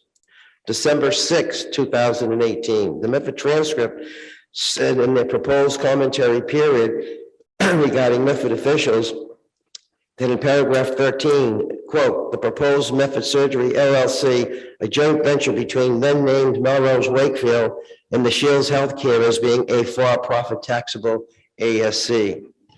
February 19th, 2019, at a city council meeting, issues were presented as it related to the construction and to the taxing status. March 19th, 2019, Melrose Wakefield then notifies the city council and the city that the separate footprint that was going to be at 170 Governors Avenue would now be merged into the property of the Lawrence Memorial Hospital. April 23rd, 2019, the city council meeting, Sue Sandberg said that she was so pleased with the development that had been taking place regarding this proposal. Taxes will be determined by the city assessor regarding this tax matter. And Michael Marks asked that the city will be doing a pilot program on the $733,000 community health initiative. That community health initiative was a planned program for health services within this community and surrounding communities over a 2 to 5 year period. I have not heard one comment by this city administration, or the city assessor's office as it relates to what is the planned program, and if in fact it became a pilot program, it was possibly discussed at that time. May 7th, 2019, at a committee of the whole meeting, once again, Councilor Moss asked who is going to be paying the taxes on their separate office space or not. The mayor at that time, who was the city councilor, indicated that she was concerned over a pilot program as it related to just what and how, if we're not going to be getting taxes, if we're going to be involved in a pilot program. Councilor Fred Delarusso also made comment as he was concerned over how the tax issue was going to take place. On May 28th, 2019, City Council once again, Vice President Susan Sandberg said the ASC will provide new tax revenue and will provide an additional $750,000 within a 2 to 5 year period for additional area services. She reiterated on May 18th that for which was said on April of that year of the community health service, $750,000. On June 4th, a letter was sent to Susan Sandberg by myself once again, talking about issues as it related to the taxing issue. And then on October 15th, 2019, Susan Sandberg again reiterated that the ASC will bring tax revenue to the city of Medford. Also, then Council and then Mayor Brenna Longo-Kern stated that she wanted the developer to provide for the city of Medford a tax review, number one, and number two, the vote will take, you can see it, that the vote that the council was taking, that the agreement would go to the petitioner, not to the land. When they made their proposal before this Medford City Council and to the state, their information presentation read as follows in one of their sections. What benefits will an ASC bring to the city of Medford? Their response was the AFC will pay local taxes as well as add jobs in the area.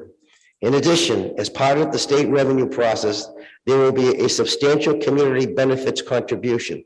That's the $750,000 I was talking about, to help address the pressing health and social welfare needs of Medford and other communities. The total amount the ASC will contribute towards community health initiatives is approximately $733,000, and that'll be paid over a 2 to 5 year period of time. From that period of time, from May 7th of 2015, at that committee of the whole meeting, and I believe you had at that point in time made reference to Council Falco as it relates to that particular meeting, as it relates to how taxes were going to be paid. This city council has not been advised, never mind the council, the taxpayers have not been advised as just how and what is going to take place for taxes. And how are they going to pay it and when are they going to pay it? And what meetings, if anything, have taken place? At that meeting in May of 2019, I also presented before the city assessor, communities such as Weymouth and on the South Shore Hospital and what they were doing with their cities and towns in combination of either in lieu of taxes or a tax payment to be made. You have received nothing.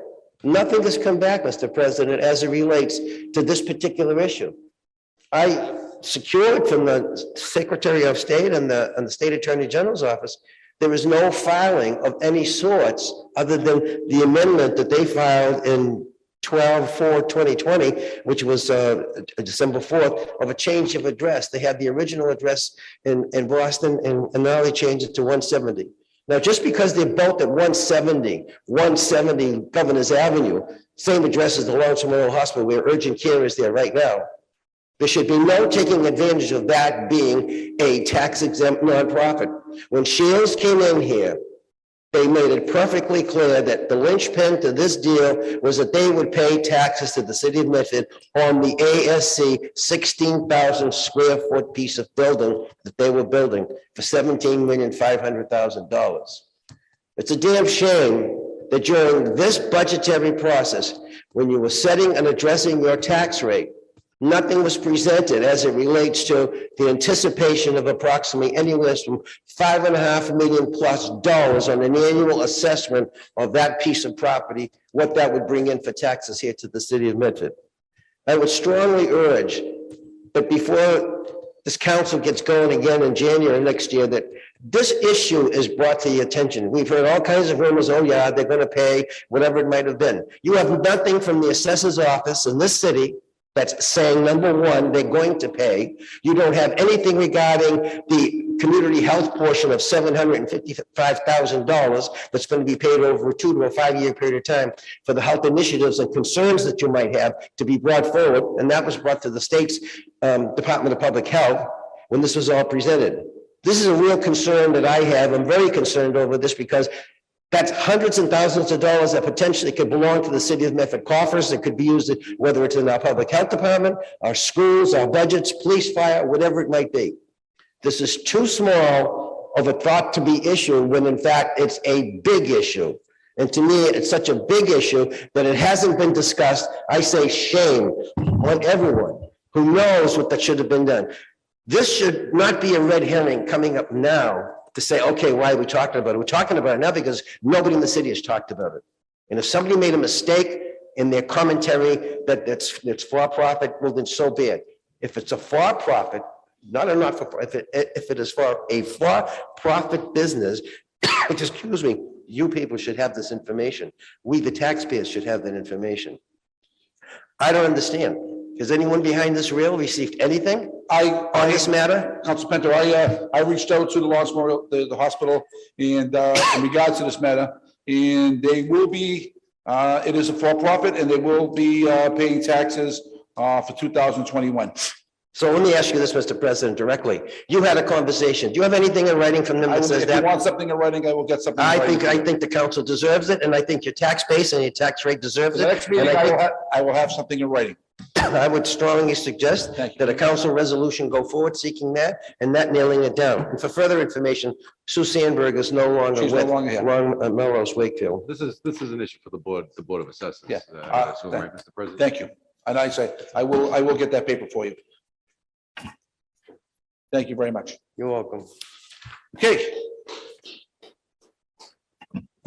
Moving on to the part of the evening that everybody came here for. Now, Good evening. Sharon Diaso, Circuit Road in Medford. I'm going to be brief. It's going to be hard, but I have just a few comments to make. Holy and a fun holiday week coming up to everyone. It's been trying for everyone. I'm still waiting for my class to open at Bunker Hill, so I'm helping two great principals in the city. They're all great. Just to let you know, Nicholas Tucci and Paul DeLever at the high school. I cannot tell you what they go through on a daily basis, trying to flip-flop rooms and swapping teachers around and taking care of the kids. And they're keeping that schools very clean and taking good care of our kids. I wanted to add that. It's good to see everybody. I know we're going to have a strange year ahead because we sometimes meet people in our lives who, to coin a phrase that's kind of corny, make a difference. So I had the pleasure years ago, along with former Councilor Penter and Mr. Caviello, I've known him and his family for years, who have made a remarkable difference because they really do their homework. But I became especially involved with some of the issues, and you've heard me here too. And I noticed over the years, there are only a few of you who really were here concerned about and mentioned taxpayer money. So I have to commend Mr. Councilor Marks, my friend, Michael Marks, for his years and years of service If you give us- being here. You'll have a chance. We're gonna try to get this going if you give us a chance. Oh, okay. All right, so everyone's got a I chance have to some good to give notes, both Council Falco and Council Marks, some their, memories. kudos. Yeah, okay, be back. Thank you. Thank you very much. So, tonight is the final meeting for Council Falco, 3 terms on the council, and for Council Marks, a whole bunch of terms on the council. We'll start with Council Falco first. Council Vice President Knight.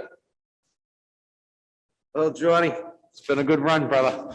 I first met John playing basketball at St. Francis in the CYO when he and his cousin Peter were coaching the team of misfits over there that he put in the back of his minivan and would drive around from church to church in the greater Boston region, helping us kids stay busy and stay off the streets as a teenager.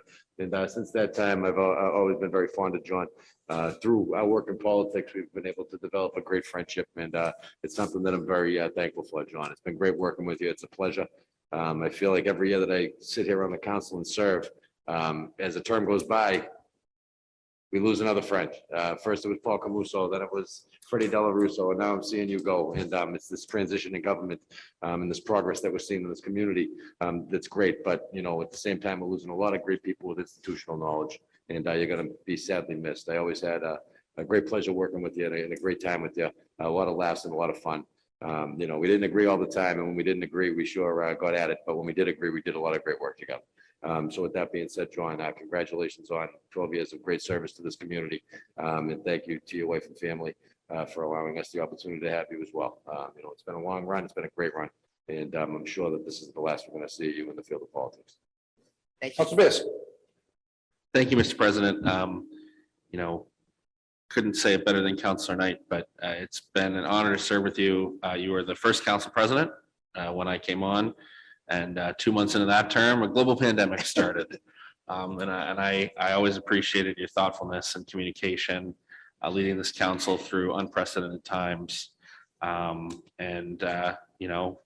done a lot in 2 years, more than I could even say right now, but I think we've done a lot of good for this community. You've done a lot of good for the 10 years before we served together on the school, when you were on school committee and city council.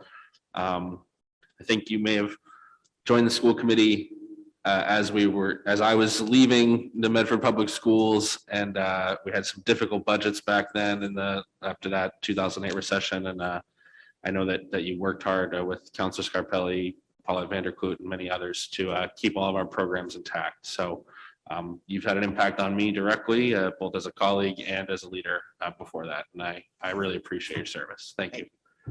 Council Scarpelli. Thank you, Mr. President. To my friend John Falco, it's a sad day. I won't lie to you. I first want to thank his family, his wife Jackie. I don't think anyone could say they had a better partner beside them. I think that Jackie has shown that she supports you in every which way, and allowing her to represent the city for so many years. I think that you've done an amazing job with your boys, John, Joey, and Jack. I think that it's a great, you show not only what kind of a leader you are, but also as a parent.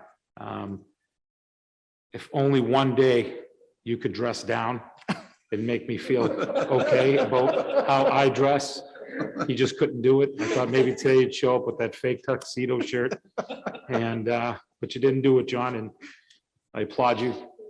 But we've gone through a lot. We started this together some time ago, and we decided the reason why we wanted to do it is because we love Medford and we wanted to do what's best for Medford.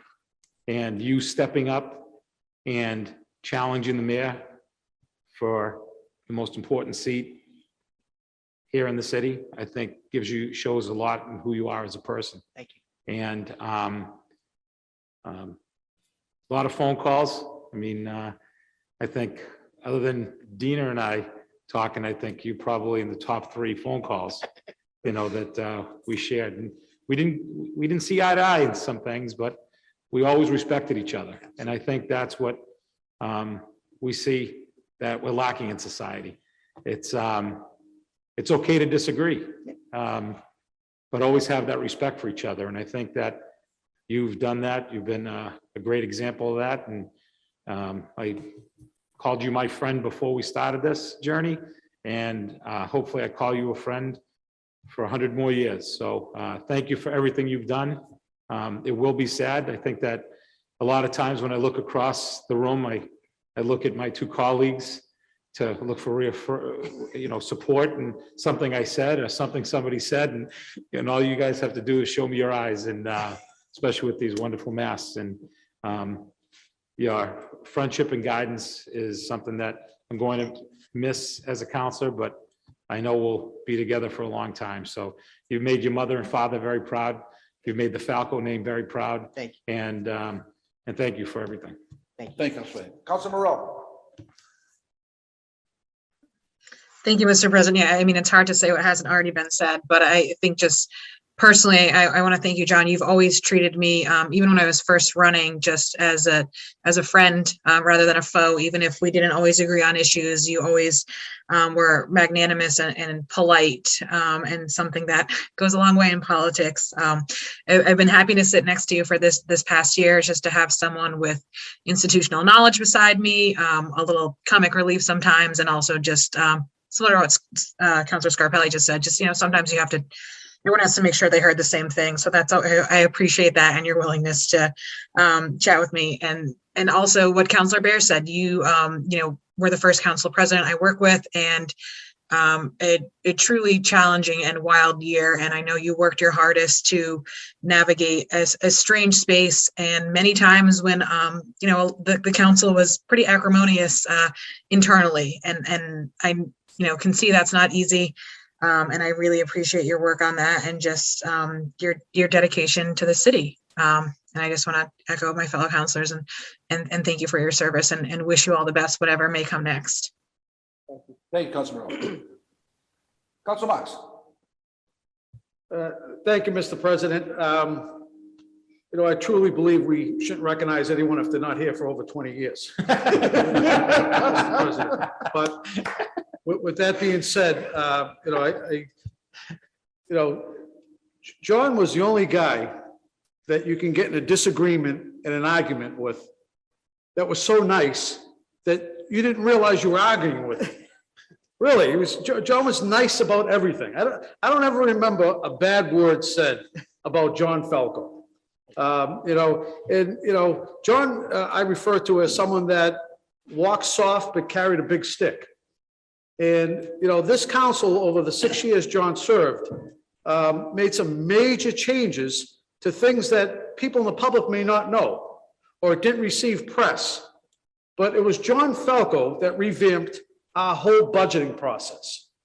It was John Falco's expertise in budgeting and finance that led to major changes on how we review the budget and how we as a council request the administration to present the budget to us. And that was thanks to John Falco. And that wasn't press, that was anything other than John wanting to do the right thing and making the process transparent, which leads to my other point.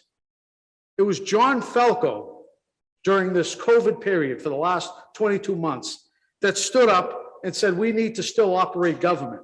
We still need to have transparency. We still need to include the community, even though we may not have open forums or forums people can attend. And it was John that led the charge to make sure in our committee of the whole meetings and subcommittee meetings that may not be on the floor were taped and televised live.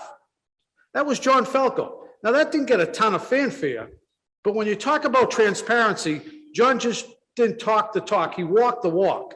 And that was a major change of this council, and it led to boards and commissions and other entities in the community following suit. So for those two reasons, Mr. President, I want to thank John Falco. I know this is not the last we're going to see of John in this community, and he's a great family man, as we could see from his family and 3 sons and his wife in the audience. And John, it was a pleasure serving with you for the past 6 years. Thank you. And John, I get that. John and I become pretty good friends over the last probably 4 or 5 years. And the Council Scott places, I don't think a day or two didn't go by where I didn't talk to John Falco on a daily basis. I think I talked to him more than I talked to my wife at some point. I did, and I say, Council Marks brought up some real good points about things John did. Again, John was a great leader here of the community. He led us through a very difficult time in the city, and I thank him for his leadership. And John, I know Representative Donato has a little something for you, and the city has the city council, a little something. But John, I want to thank you for your friendship over the years, and thank your wife for giving us to you for all these years, and your mother and father for producing a good son like you. John, thank you very much. Thank you very And much. Representative Donato, would you? What if John doesn't want to share the spotlight with you? Well, okay, John, if you'd like to come forward. Sure.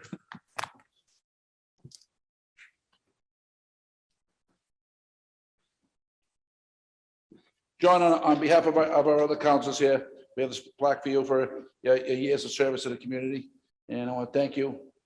And I know we haven't seen the last of you, Thank you very and much. again, I'll still be calling you. No problem. Thank you very much. Thank you so much. Thank you, John.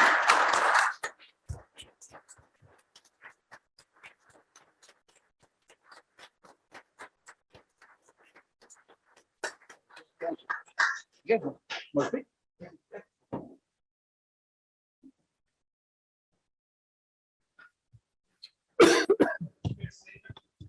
No, just a. No, is that- A few notes. 12 pages. But I will be brief. Take your time. I can take this off, but I will be brief. And I can't thank you enough all for your very kind words. It has absolutely been a pleasure serving with each and every one of you. Zach and Nicole, it's only been 2 years, but Adam, George, Michael, Rick, it's been 6. And it has been an absolute pleasure to serve with each and every one of you. We maybe didn't always agree on everything, but we agree to disagree and we move on. Because we always had the common goal of moving Medford forward. And that's what was always most important to all of us.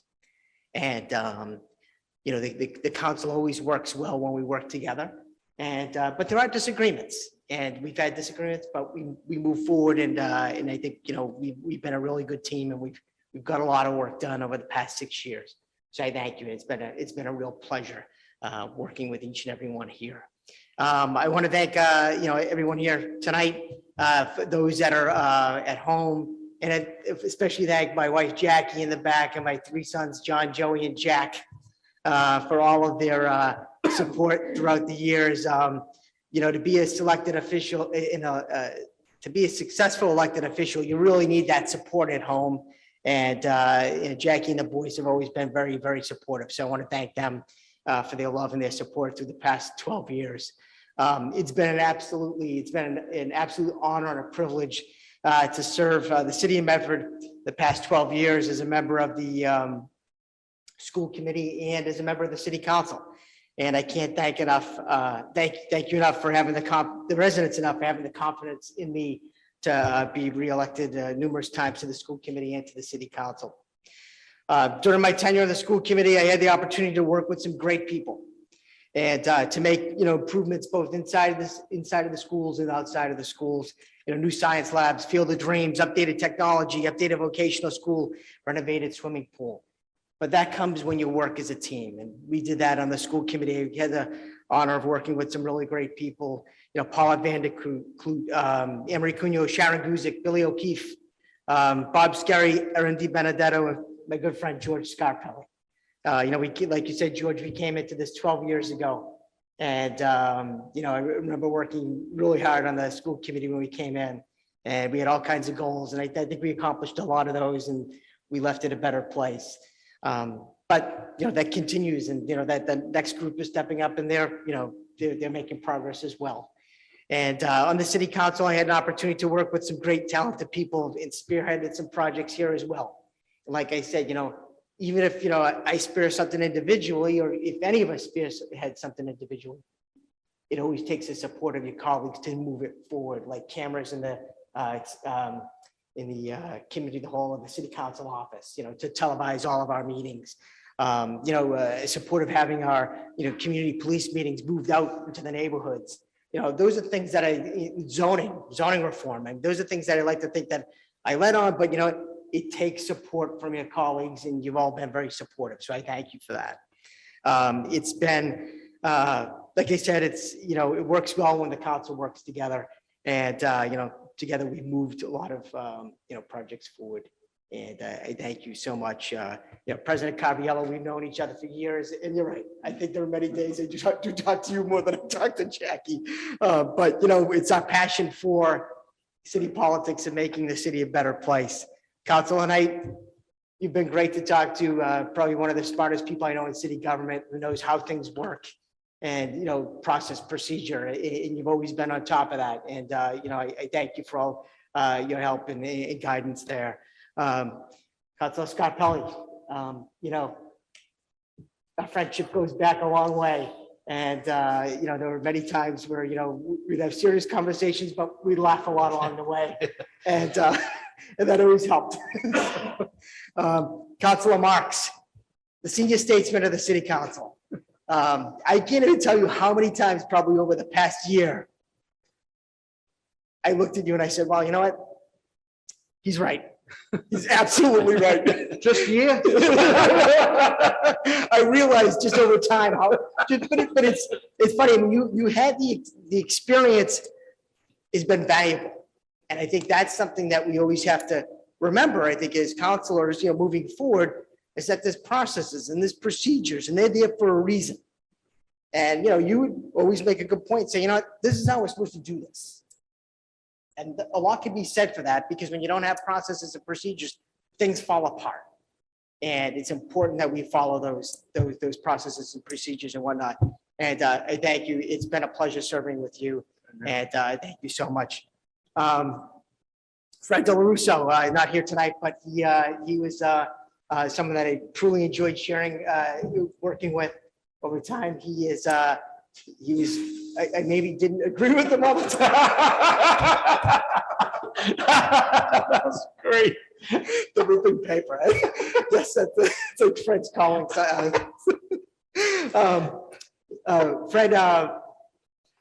he was great to work with. We didn't agree on a lot. I shouldn't say we didn't agree on a lot, but there were many things we didn't agree on. But once again, we agreed to disagree. He was someone that could call, someone that I could talk to.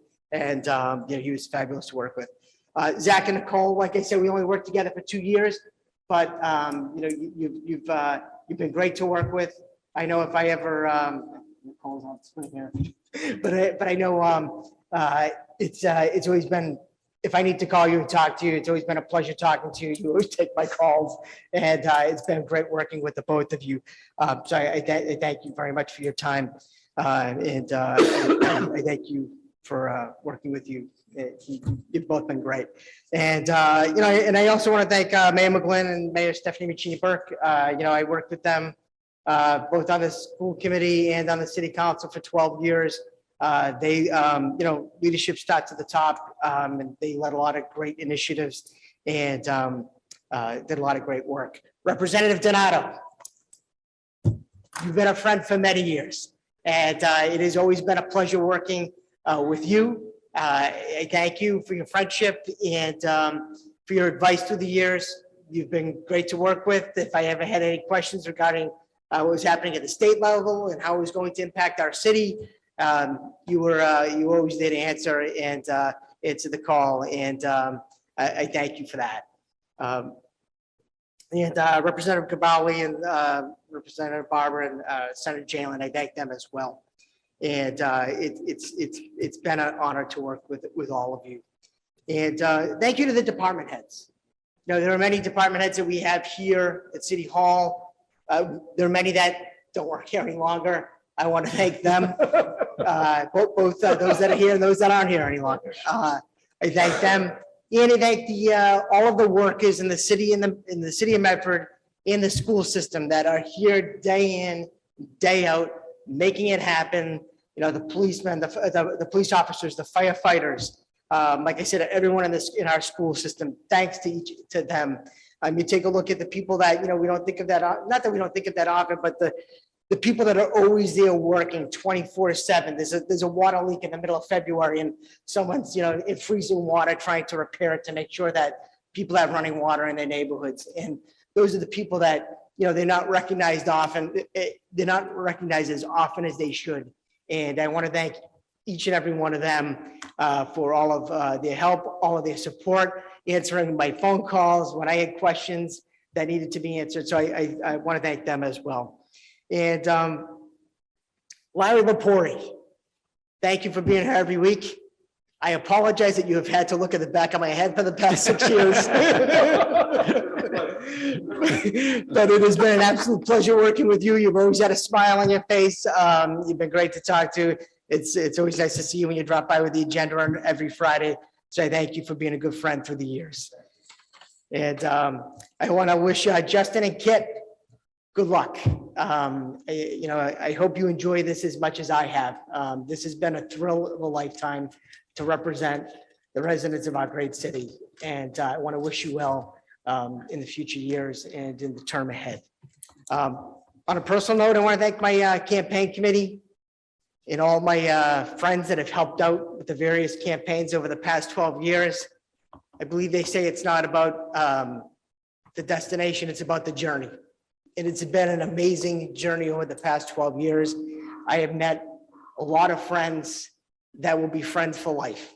And I can say that, especially in the past year running for mayor, there's so many people that I met along the way that I did not know prior to this year that were just fabulous. And they're great friends today, and they'll always be friends. And in hindsight, thinking back at the 12 years, I think about, we had those condolence resolutions that come up every so often. And, you start to think about the many community members that we've lost along the way and the impact that they've had. And,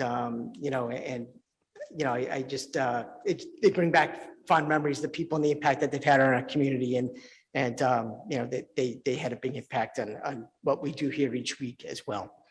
In closing, I thank everyone. Like I said, it has been an honor and a privilege to represent everyone here in the city of Medford. I have absolutely loved this job, and I hope that I have served you well. I thank you for the opportunity to serve. And like I said, it's been an honor and a privilege. Thank you and be well.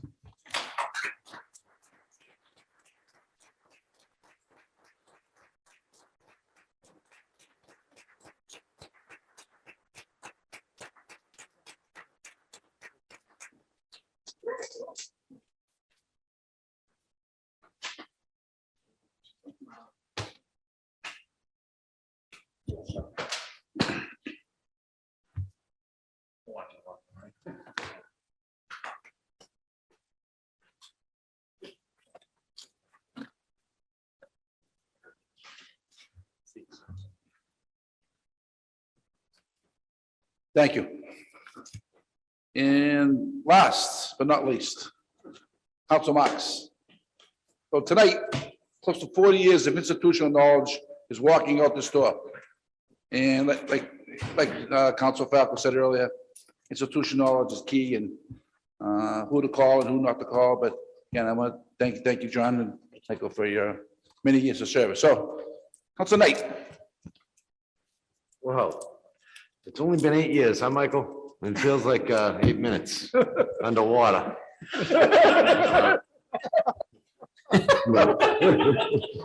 No, all joking aside, Michael, I can honestly say that I owe you a debt of gratitude for making me a better counselor. Because I knew every day that I came into these chambers, I had to be on my A game, because you were prepared, you were ready, and most importantly, you held your colleagues accountable. And that's something I always respected you for. You held your colleagues accountable. You said what you meant. You did what you were going to say. It's commendable. There aren't too many politicians around anymore these days that are what they are and do what they do and say what they say. And you walk the walk and you talk the talk, Mike. And it's really been great working with you. I've learned a lot from you. But like I said, I've always looked forward to those Tuesday nights when Paul Camuso was sitting in that chair and you were sitting here and I was sitting here and Bob Penta was sitting there and Freddie was here and Brianna was here and you'd see fireworks some nights on issues that we didn't agree on. And then on nights, on the things that we did agree on and we were clicking, what great work we were able to accomplish. And over the last couple of years, as I matured in my role, I've come to agree with you on a lot more things than I did when I first started. And I think that comes with the experience of the job. And it also comes with having that open line of communication and being able to respect each other as colleagues and professionals. And I always have had that respect for you. And I want to thank you for all the service that you provided this community. It's been a long run. It's been a long run. We shared a great story today when you said that my father had sent you an email relative to the service that you provided to this community. And I think that just goes to show you how highly we hold you in our household. Although we don't necessarily agree all the time, we've always been able to move past that for the greater good, which is this community. And I'm very grateful to have had the opportunity to serve with you. And I look forward to being able to serve with you in some capacity in the future, whatever it may be. You're really someone that has a vision. You're someone that wants to execute that vision, and you're someone that's always cared about this city more than you've cared about anything else. So with that being said, Mike, congratulations. It's been a great run.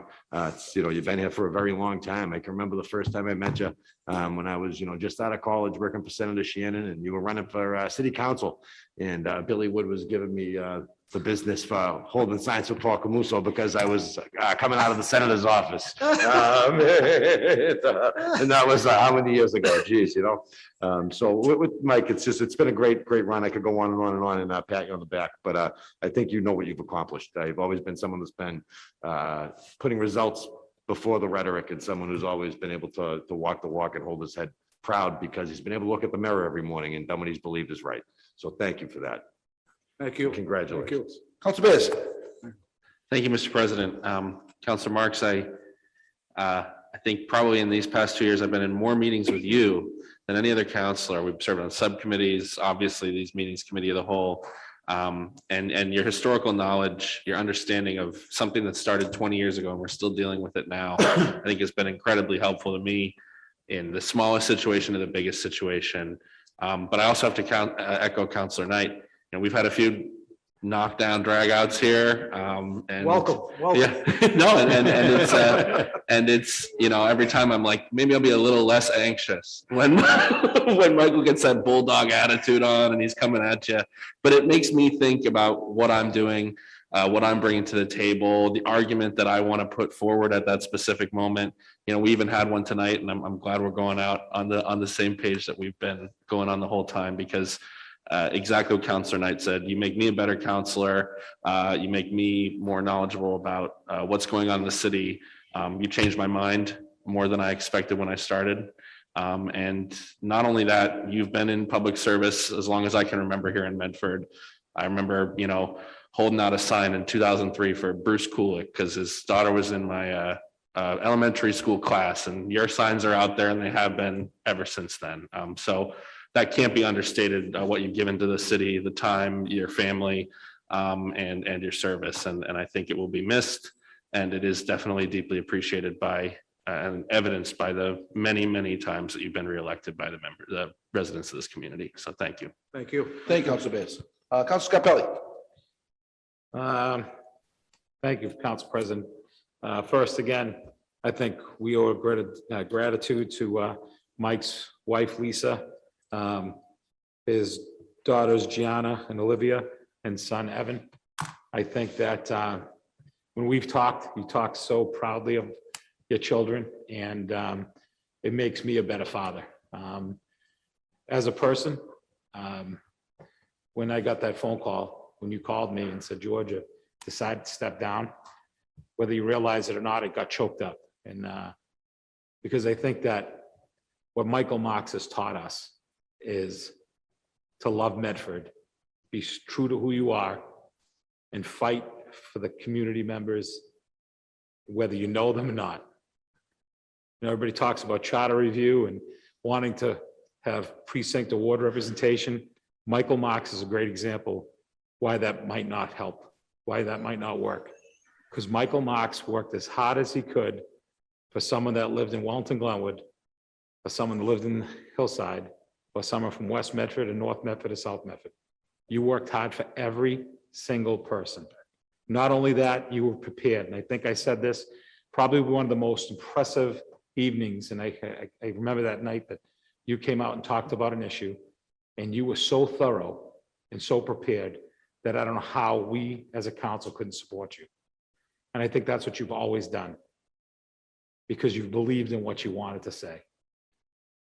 And again, I'll say it again. I think that if society understood what happens in these chambers, and we can all understand to agree to disagree and have the pride and respect for a person across from you that might not look at things the same way, but maybe understand it.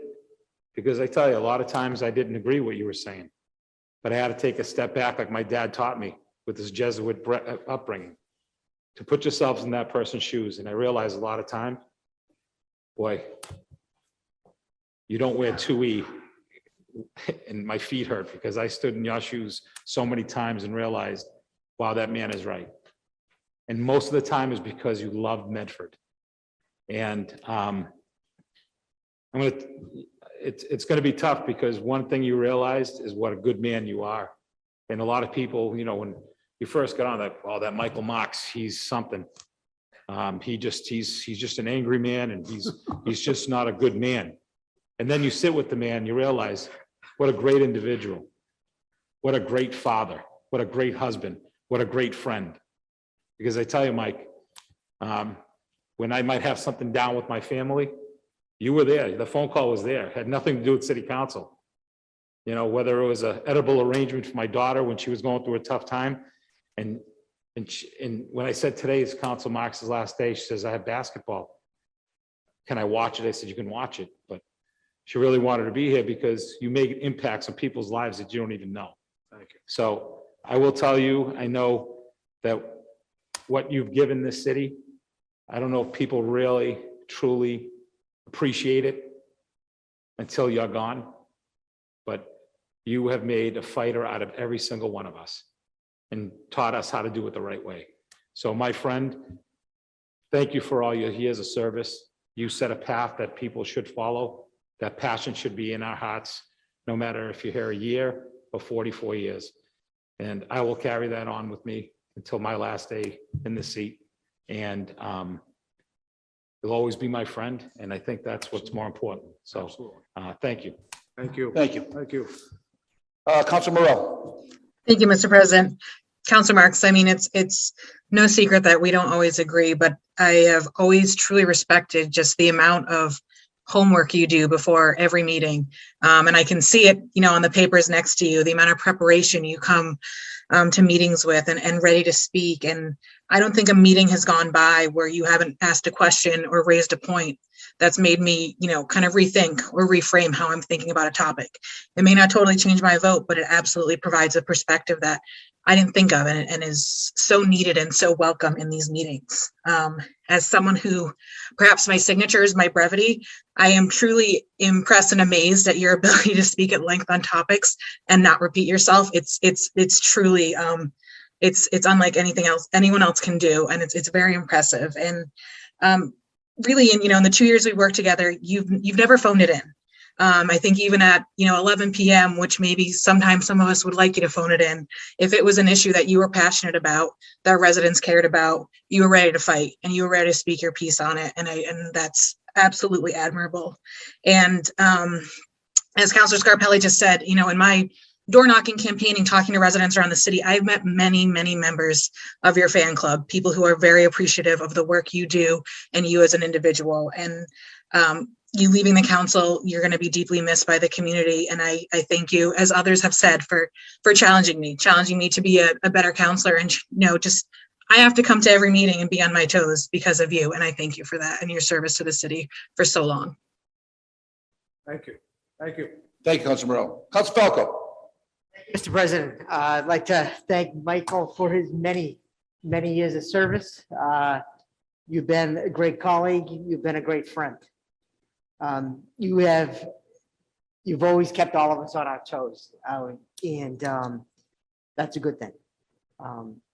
You are amazing when it comes to a number of things, but constituent services, I think, has been your wheelhouse.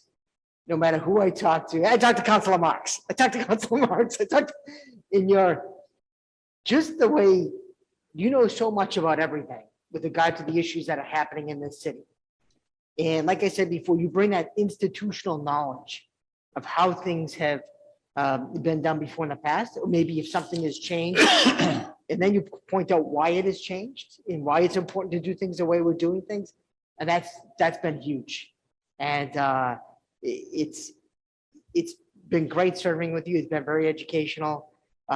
You come to each and every meeting ready to talk, ready to debate, ready to talk about the issues. You're always prepared. Like Councilor Morrell said, you always have, your files, actually, a few weeks ago, you were cleaning out your file cabinet. I don't know how many trips you made back and forth. But Like Penta. a lot of paper there, but you've always come armed and with data, and you do the research, you do the work. It's been great serving with you. We've had some comical times over the past year or so. I know we had I think back to committee, the whole meeting we had on Sydney Street in the woods behind the Budweiser plant. The trees were going into the to residents' yard, and we had to go back there and have a committee of the whole, and we're tripping all over the place. And but Michael had the history with regard to I think how Budweiser was supposed to be maintaining the property, and they weren't. And we called them out on it, and they resolved the issue. And so, like I said, constituent services has been you're just amazing when it comes to that, and a number of other things. But you've always been there. I know when I've called and asked you questions, you've taken the time to walk me through that, to walk me through different issues and whatnot. And it's been an absolute pleasure to serve with you. I know you're a great dad and a great family. I want to thank your kids for sharing your dad with us for the many years that he served here and that he's given back to the city.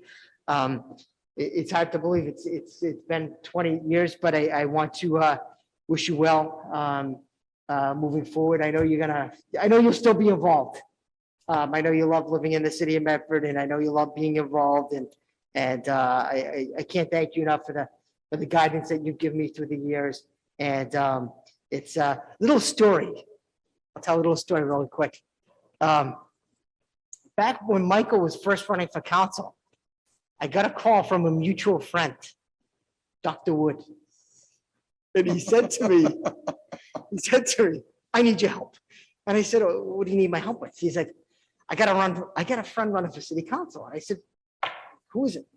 Michael Marks. I said, okay.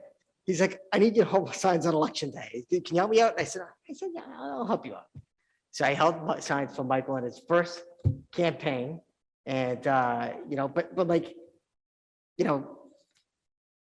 but things like that allow you to meet people like Ray Cipriani and Bill Wilder, who are friends with Billy, who've been friends with me ever since I helped him out on the campaign that day. And, that's the nice thing about community and working together. And I like to think I put Michael over the top and got the start. But Mike, I just want to thank you for your years of service. It's been a pleasure serving with you, and I thank you for all your hard work through the years, and I wish you well. Thank you. Likewise. Thank you, John. Thank you, Councilor Falco. So I think I'm the only guy that's had the fastest rise from junior to senior councilor. That's right. In like 10 years. It's gonna be a sad day when I come back in January, because everybody I started with 10 years ago will be gone. So it makes me a little sad, because it's a lot of memories, a lot of things happened here over the years, and serving with Michael has been fun and challenging at times. I remember when you first get elected, you've got these grand ambitions, and you're going to change the world, and you know everything. And until you say something, and Michael Marks hits you back. he does it to everybody. He does. Zach, you can say, Listen, listen, he doesn't do it the mean way, but he lets you understand, hey, I'm in charge here. Then don't mistake it. But over the years, a lot of people said to me, why is Michael Marks president of the council? And there's a good reason why. I think Council Falco can tell you, and there's other people who've been in front. When you stand up at the podium here, you lose your voice. And Council Marks' trademark is his voice. He's been the voice of the community for 26 years. And that's his trademark, and that's what people come to know. And I think that's part of the reason he never took up this podium, because he wouldn't be able to be the Michael Marks that we know and appreciate. So that's what the people always say. No, give the guy a chance. I asked him to be president last time, and he didn't want to, and I understand why, because I say he's the voice of the community. And I say, from being up in the podium, you no longer be the voice of the community. So I want to thank him for his years of being the voice of the community, and he's helped make me a better councilor. There's no such thing as a slam dunk proposal with Council Marks. You look at the agenda, you say, geez, it'll be an easy night, we'll be out of here quick. No. There you go. Yeah. There was no such thing as a slam dunk proposal with Council Marks. He was thorough, and I'm telling you, hey, listen, that's his job, and I thank him. I think he made me a better councilor over the years, and him and I have become good friends over the last few years also. And I just want to thank him and his family for his years of service here. And Mike, if you'd like to come up here, we have a little something for you.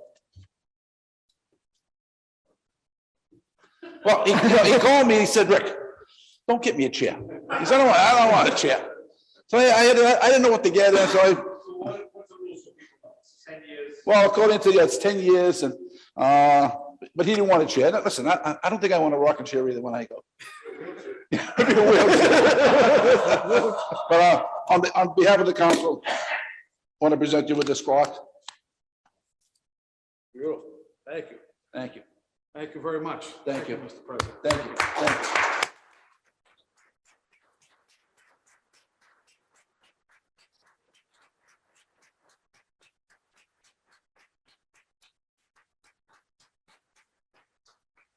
I'll never be late for another meeting.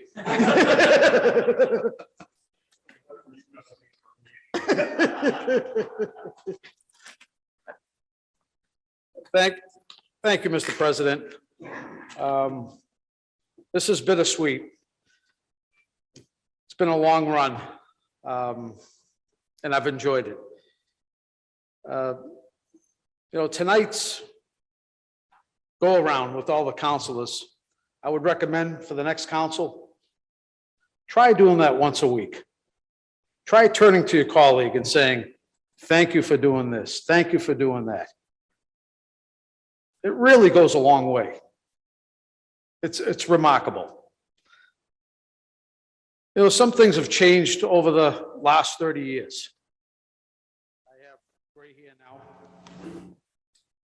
I use spectacles to see. My ability to, I think, reason and talk issues out has changed over the years. My temperament has changed, believe it or not. The one thing that hasn't changed is my love for this community. And I will forever be grateful for the honor and privilege to serve the residents of this community for the past 3 decades, 26 years altogether. When people put their trust and confidence in you, it's probably the highest form of respect someone can show, right? Someone that takes the time to go to the poll and say, I'm with you. Someone to put up a lawn sign, someone to donate money in tough times. And that always meant so much to me, that why would all these people put their trust and confidence in me? You know, and I never realized it until, you know, it dawned on me that, you know, we're all in this together. You know, we have a great community here, you know, and what makes the community is its residents. It's not the city of Medford, it's its residents. It's the people that live here. It's the people that care. And, you know, I truly believe that what makes us a great community is a community that's united. And there are going to be many issues that may separate us. There are going to be many issues that we may have differences of agreement on. But I think the one thing we can agree upon is that we want to move this city forward and we love this community. And I think we're at that point now. I want to thank my family. I have my 3 children here tonight. I didn't have kids when I first ran for office. And it's amazing. I have 3 children here tonight. My son, Evan.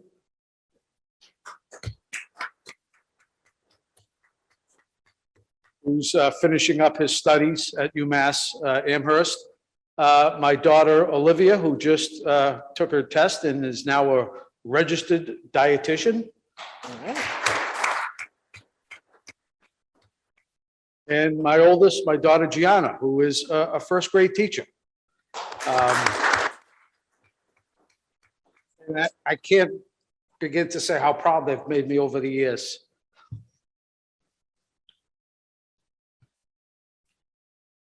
And I just want to thank them. I want to thank for being there for me. I want to thank for allowing me to participate at the fullest. I gave this job my everything for almost 3 decades.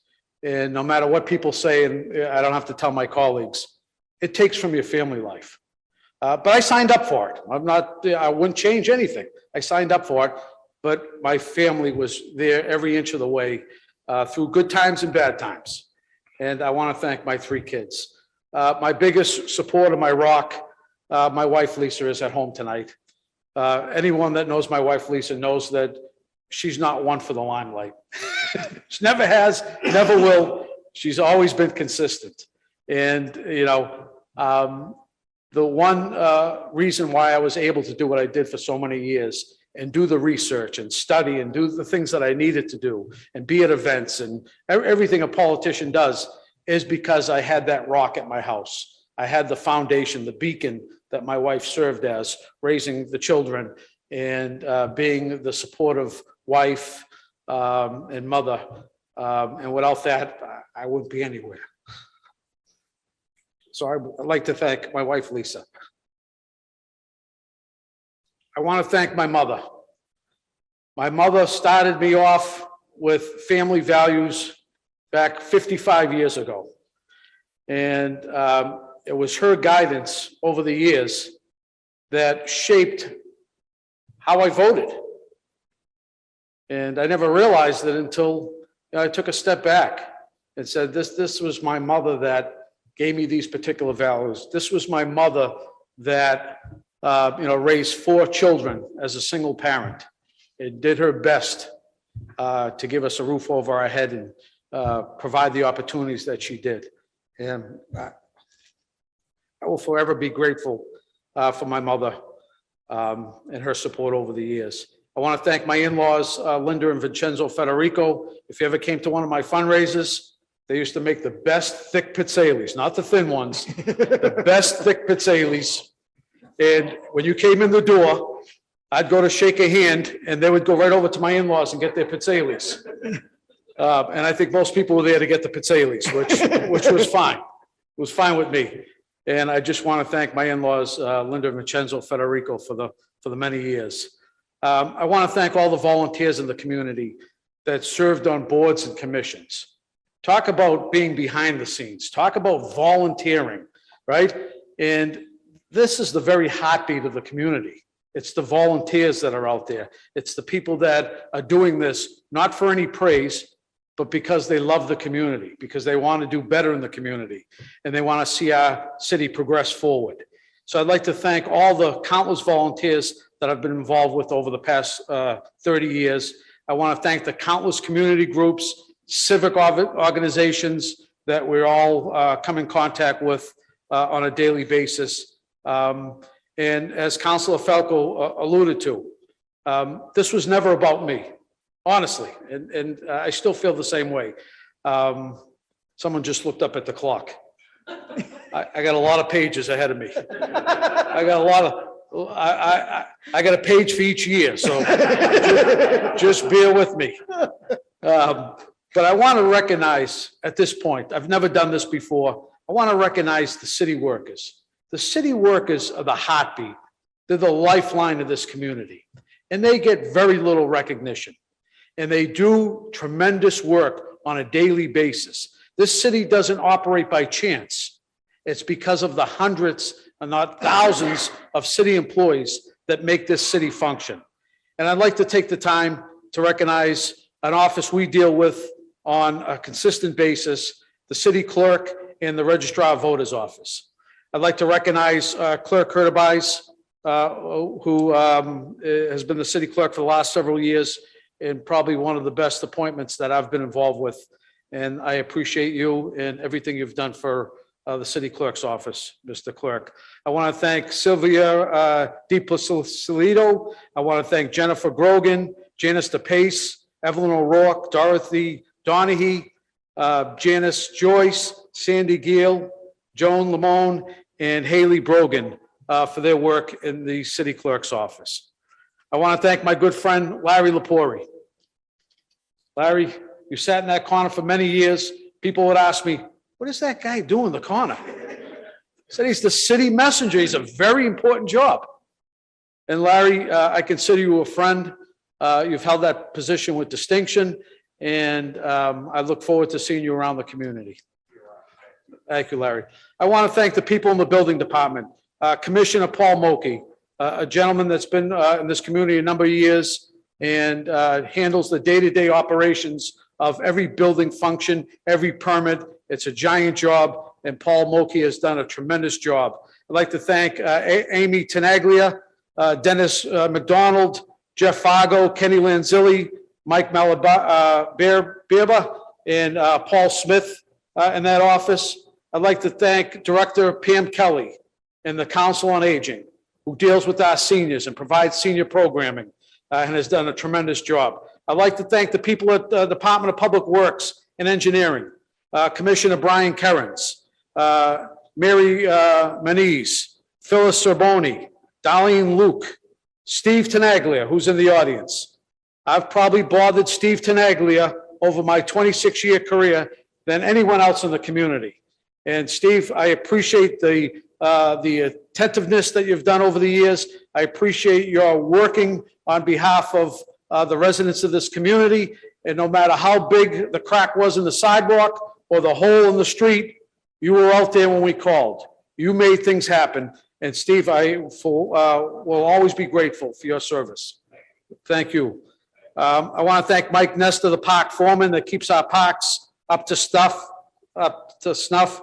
Peter Kurger, Ron Baker, Tim McGivern, the city engineer, Mark Shea, Stephen Brogan, Mike Wenzel, and Todd Blake. I'd like to thank them for their service. The electrical department, Superintendent of Wires, Steve Randazzo, and Vinny Scaramuzzo.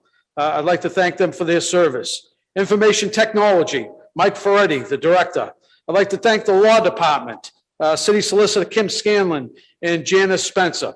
I'd like to thank the police department, the first responders, as I spoke about tonight, Chief Jack Buckley, Patrol Union Representative Hal McGilvery, and all the brave men and women of the police department, our first responders that have done a tremendous job protecting the life and property of residents in this community. It's a thankless job, but it's a very important job in our community. The fire department, I'd like to thank incoming Chief John Friedman, and I'd like to thank Union President Eddie Buckley on his many years of support and camaraderie. I have to say, and I don't like to show favoritism, but the fire department, I consider them all brothers. I really do. I never met a bunch of gentlemen that and women that really cared for this community that stepped up when needed. And will ever be grateful for the fire department in our community. My one regret, and I have several, is that we never acted upon a new fire station. And I would ask my colleagues, as they move forward, that we keep the commitment we gave to the fire department, like we did with the police department, to create a brand-new state-of-the-art fire headquarters and training facility that they all so well deserve. So I hope that commitment is kept. I want to thank the Health Department Director Mary Ann O'Connor over the last 22 months, who has done yeoman's work with providing health service in this community during COVID. I want to thank Veteran Service Director Michael Durham, who in my opinion, over the last few years has done so much work to put veterans on the radar in our community. Give veterans a voice. Make sure that you're out there looking for the services that veterans may not be aware of. Mike would be the first to step forward and have the ability and knowledge to get things done and accomplished. And I want to thank Mike Durham for his years of service. Former city employees that I had the privilege to work with. If I miss some, I apologize, but the ones that come to mind, former city clerk Ed Finn, former mayor Michael McGlynn, former city solicitor Mark Rumley, who I consider a dear friend and advisor, former DPW Commissioner Paul Gear, former budget director Richard Lee, former fire chief Larry Sands, former fire chief Frank Gilberti, former police chief Leo Sacco, former board of health director Karen Rose, former treasurer collector Fred Pompeo Jr., former superintendent of schools that I served with Roy Belson, and former superintendent of schools Phil DeVoe that I served with as well. I'd like to thank my fellow colleagues on the school committee that I served with for several years. We, as I mentioned tonight, I was part of building the new schools. And talk about going from a process where we had neighborhood schools to centralized schools. It was probably one of the biggest contentious issues in this city's history. But as a school committee, we rolled up our sleeves, we had our public meetings, and we were able to build centralized schools, state-of-the-art schools. And that I am very proud of. I want to thank my colleagues that I serve with. Lena DeGentamaso, who talk about a fighter. Here's someone that served 3 decades, never ran for any other office, but always cared about the community. And I'll never forget when we were building the new schools, we had to go look at the old schools. And I was behind every ladder to the roof, following Lena DeGentamaso with her high heels, climbing the ladder to get to the roof. This is the dedication. Jack Buckley. Jack Buckley, when I served with him, Jack was a very intelligent man, and I was very young of age, and he used to always say during the meetings, the TQM approach. And I'd be like, wow, TQM, this is something big. And he'd say it all the time, total quality management. And 25 years later, I have still not forgotten what TQM stands for. And that was the type, Jack Buckley was in charge of the Building the Schools project. That was the type of dedication Jack had and his business acumen, that's where he came from. And it's funny how the little things stick with you. And that was one thing that stuck with me with Jack Buckley. Paulette Vanderkloot, who we recognize tonight. I served with Paulette for 6 years. Bob Emmett Skerry. I served with Beth Fuller, who was the best knitter in the city of Medford. We'd be at committee meetings and she'd knit a blanket while we were sitting there actually just listening. She would knit a blanket. I always felt that I wasn't doing enough with my time. She made me feel guilty. Ed Nolan, who's a great firefighter, and I happened to have the opportunity to serve with Ed Nolan. And last but not least, Bill Brady, who was a great school committee member and a tenacious advocate for the children of this community. Former colleagues on the city council. My colleague here, Robert Penta. When I first got on the council, I'll be honest with you, I was intimidated by him. He was rough and gruff, but as Councilor Scarpelli mentioned, I come to know a gentleman that only cared and loved about the community. His delivery may be a little questionable once in a while, but he cared about the community. Bob always told me, stand up for your beliefs. You can never go wrong. And I would advise anyone coming into public office, that's the number one thing. Stand up for what you believe. You can never, ever go wrong. Never. Robert Maiocco, no disregard to you, Mr. President, but the best president I ever served with on the council. He coined the phrase, at least he takes credit for it, that this city council is the people's forum. And that always stuck with me, because if you had an issue, there's nowhere else to go. And this has to be the people's forum. I would ask my colleagues to always keep that microphone open for whoever wants to come up under public participation, whoever wants to speak, or no matter what the issue may be. This has to maintain itself as the people's forum. Otherwise, we will lose confidence in government, and that's the last thing we want. Paul Camuso. You know, when Paul got on the council, it dawned on me immediately when we were debating whether or not to allow Wendy's on Middlesex Ave, which was my neighborhood. And we were debating it back and forth. And I'll never forget, Paul Camuso said to the representatives from Wendy's, all the higher ups were here, all the bigwigs, and he said, we have to have more fine dining like Wendy's in this community. And I said, we're going to be in for a long ride with this guy. Stephanie Muccini Burke. I mean, Stephanie's had a long run in this community as well. I had the opportunity to serve a number of years, became mayor of this community. In my opinion, was responsible for the police station and a brand new library, and has done yeoman's work pushing this community forward. Brianna Lungo-Kern was the current mayor, and I served with for 18 years, and I wish her well in the future years. Fred Delarusso, the last person to ever let you down. That's a little joke. That's a little joke. Fred Delarusso gave a perspective of a business owner. Every councilor has their own perspective, and that's why you have to listen. And you may get in arguments, but everyone has their own ideas and their own perspective. And Fred came from a chamber of commerce and a business perspective, and that was always helpful for me because he was business-minded. Bill Carr Sr., I remember his slogan, nothing changes if nothing changes. But when I looked at the slogan, I said, wow, how basic. But when you think about it, nothing changes if nothing changes. And he was absolutely right.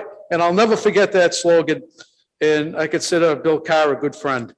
Jim DiGiacomo, I had the opportunity to serve one term with.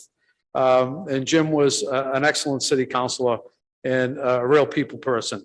Mark Arena, I served just a short period of time when one council stepped down. Mark Arena took over for about 10 months, and he was a man of commitment and dedication. And, I wish Mark well. State Rep Paul Donato. Paul got off the council to run for state rep. That's when I got on the council. No one has done more to bring in local aid than Paul Donato. Paul Donato's name is synonymous with local aid.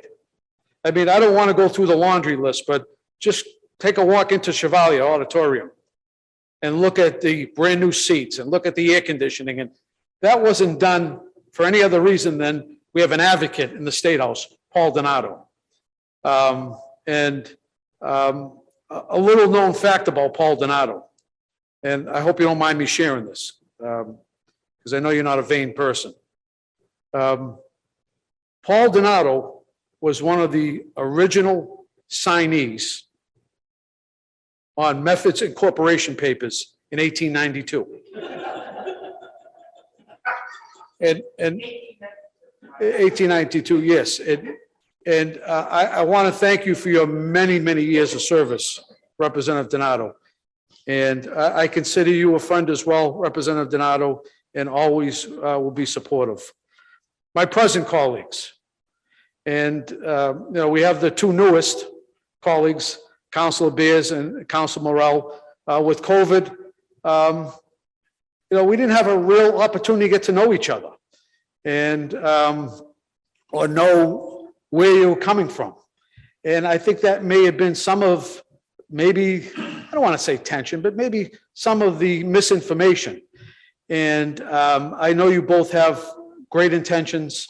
I know both of you will move this city forward. I would ask that you just take a step back and, as I tell everyone, God gave us 2 ears, do twice as much listening than speaking. And I take that to myself too. That's no reflection on anyone, but listen, because you learn so much when you listen and hear what people have to say. And I want to thank my colleagues. Anyone that throws their hat in the ring to run for public office, I think is an admirable cause. And anyone willing to do that, especially at a young age. I've always preached in this community. I've supported ward representation. I've supported initiatives to get people involved. Even though I ran for office, I want to see more people get involved. So I'm glad that we have young people in this community. As my neighbor, Justin, well, a lot of people don't know, he's my neighbor right across the street. He called me up several months back and said, Mike, I'm running for office. And I said, oh, you moved out of the city? And he said, no, I'm running for Medford City Council. And a funny fact is that when I moved to Wellington Road some 30 years ago, I got a phone call from Angelo Murata. And that name may not sound familiar from a lot of people, but he said, I just want you to know, and I didn't know him from a hole in the wall. So I just want you to know that I was the original resident on Wellington Road. And I am therefore the original counselor on Wellington Road. So Justin, just so you know, I am the original city councilor on Wellington Road, and don't ever forget that. And don't ever forget that. I'd like to thank my colleagues, Councilor Beers, Councilor Morel, for their dedicated service.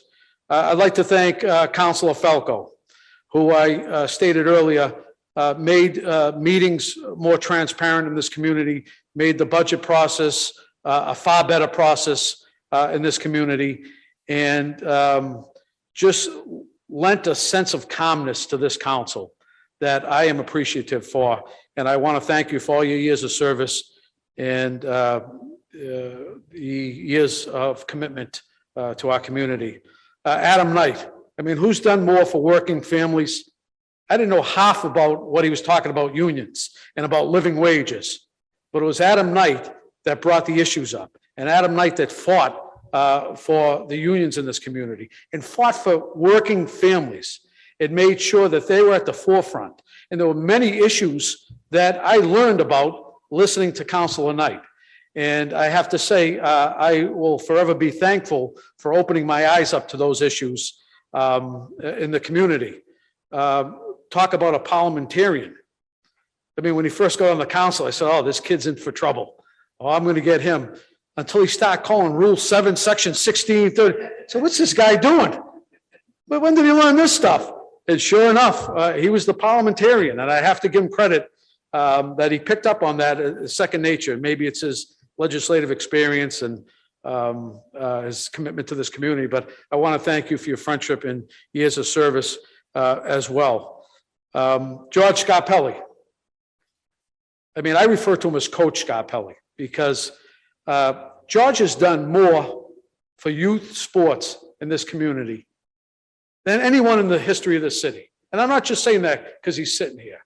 You know, George, to me, George was working with underprivileged students before there were people working with underprivileged students. George was the one that reached across the aisle. George was the one that lent himself to getting out there and looking for those in need. So I refer to George as Coach Scarpelli because George, the counselor, yes, a great counselor, good friend, great advocate, but it's George Scarpelli, the man. And I think it says a lot about a person that's involved in a community behind the scenes, you know, and then gets involved maybe in politics or do something else. So, George, I want to thank you for your many years of service to this community, but also to the youth and the disenfranchised, and to the people that didn't have a voice. You stood up, Councilor Scapelli. It was you that stood up and made sure that this happened in our community and made sure that everyone felt welcomed. And I want to thank you, and I'll forever be beholden, Councilor. Council President Caviello. I've had more people say, when you talk, why do you say Mr. President all the time? And I say, that's out of deference and respect to Council President Caviello. You know, talk about someone that's been involved in the community. I mean, Rick Caviello was involved in the community back 45 years ago.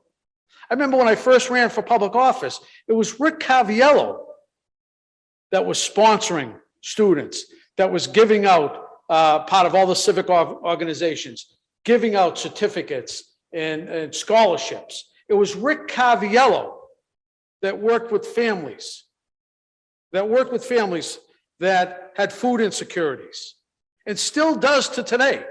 He didn't stop it when he became a council. It was Rick Caviello who was out in the community, and he kept on doing it. And that says a lot about a person.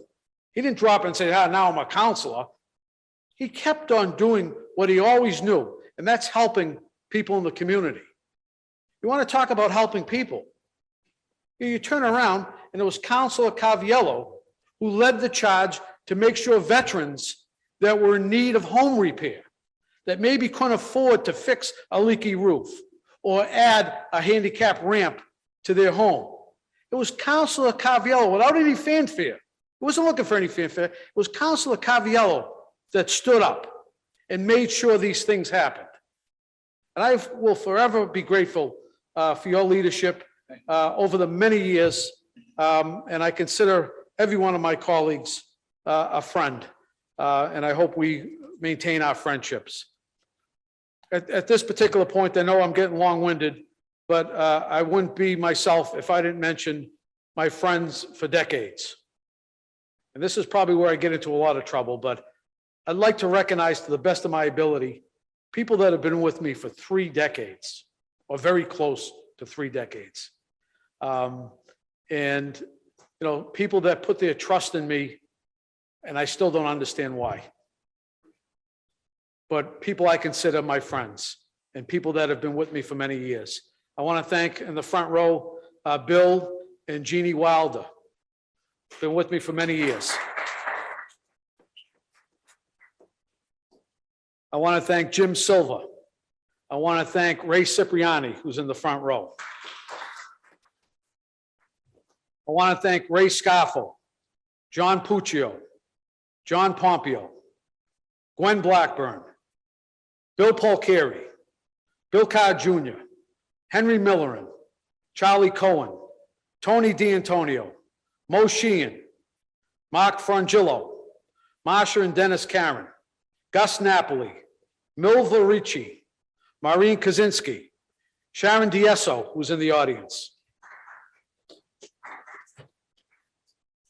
Johnny Amari, the mayor of South Medford, the Mahoney family, the Cangiano family, the Albanese family, the Bailey family, Steve Ianessa, Marie Rizzo, Joanne Crotty, Marion Howell, Betty Rawson, Diane and Kenneary, Alan Matarana, Andrew Castanetti, who is in the audience,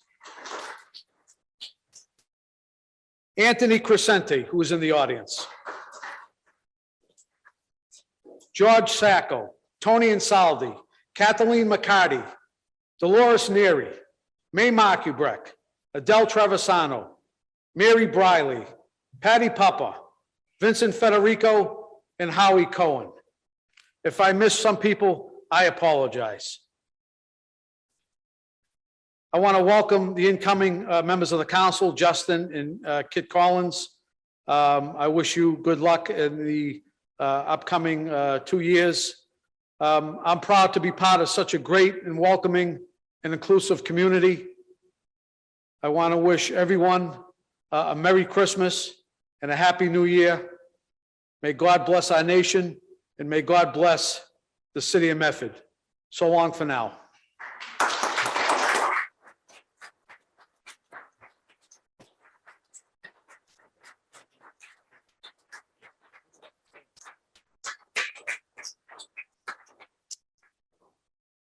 Put it back together. Yeah.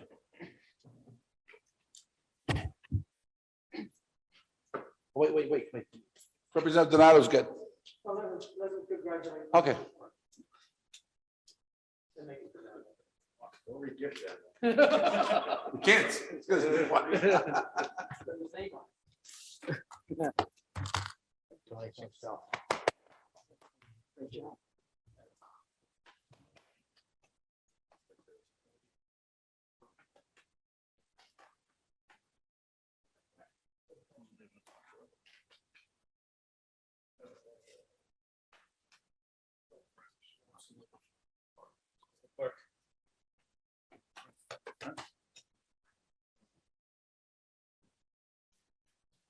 John?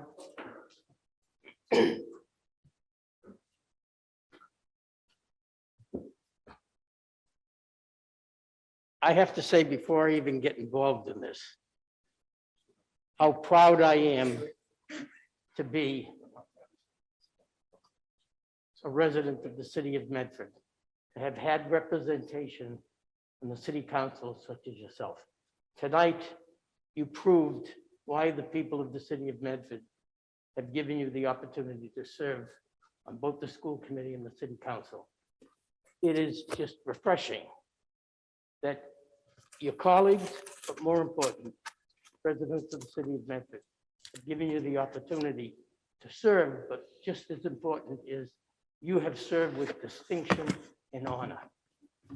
And I know that you want me to announce that we're going to start the 5'5" basketball team in the city of Medford. You wish you're 5'5". Oh, I'm close to it. So, you know, I've known John when we're in the neighborhood up in North Medford. We're members of the Medford Kiwanis together. We've been friends for 100 years, since I signed the 1892. I think you were with me. But we've been friends for a long, long time, Kiwanians together, but more important, friends and family friends as well. And it's so refreshing to have just watched you grow into the public servant that you are. And I hope that you will continue to get involved in our community because we need you. Thank you. Michael and I have been on both sides. He yells at me more than anyone else. Every day I get a phone call saying, what about this state legislation that's going on? And what's chapter 843, section 13? You think you have, you think you have all those sections memorized? He's asking me, I don't even know what he's talking about. But the important thing is that you have demonstrated even tonight that not only are you tenacious with regard to your concern about the city and its well-being, but you also showed the humanistic part of you when you said, I want to recognize the people who do the work in this community and those who have elected you to office. You recognize them. You recognize them because that's what you were all about. People gave you this opportunity. You took advantage of it, and you worked very hard to make sure that they were represented. So God bless you and your family. And I hope that, as I said to John, I give you this citation. You've had 50 of them, so you don't have to worry about it. On behalf of our delegation, but Thank you very much. you worked very hard for the people of the community. And I can tell you on behalf of the delegation, but more important, I think I can speak for the people of the city of Medford to say, don't go away. Come back and help make this community as great as we want it to be. Thank you, and God bless you. Thank you.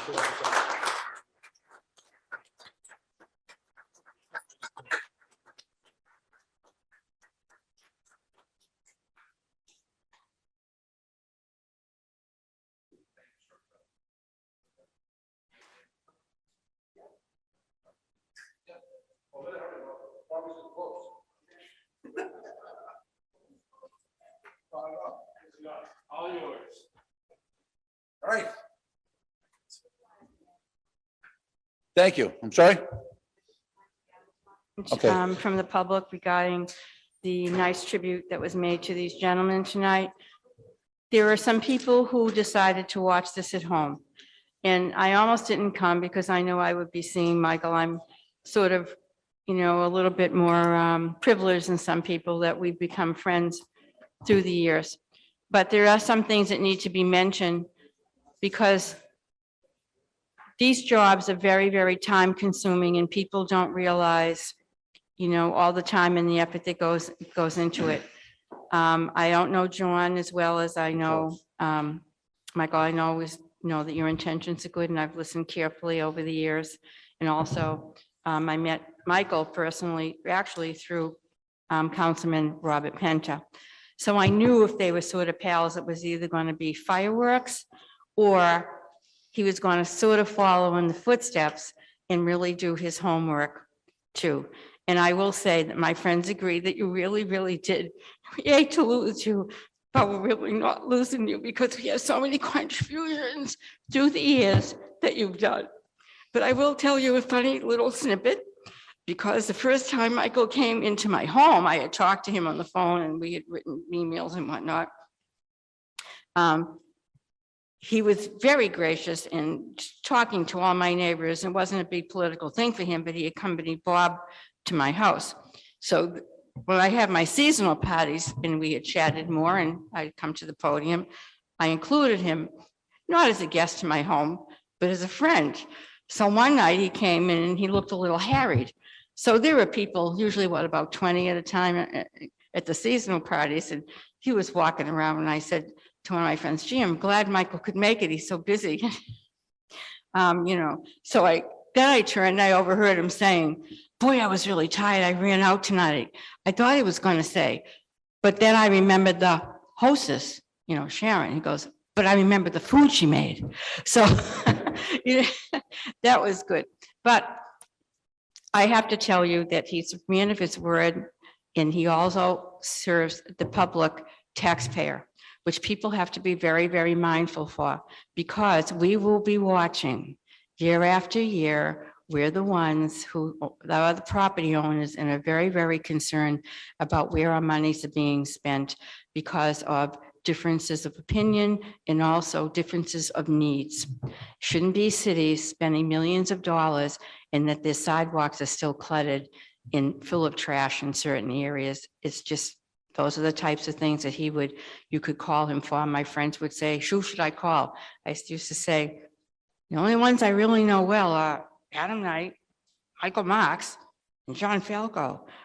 We'll call Michael because we hear him yelling all the time at the meetings. So it's just a little picture how he took time out of his very busy day when I took over the site from the city 3 years ago to add flowers and decor to that park because it was getting run down. And my brother and my father had found these homes years ago to put us in. And I spoke to him that week and I said, would you do us the honor of coming down and saying a few words? He was wonderful that day, ran out of the house. I think your son was home from school and he said, I'd like to stay longer, but the kids come first.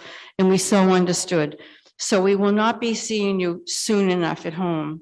People know from experience that they really, really cherish your years here, that we hope that we see you at the podium soon. And I will see you soon personally. And a healthy year to everyone. Thank you. Thank you for your time. Thank you. Thank you, Michael. Thank you, John, so much.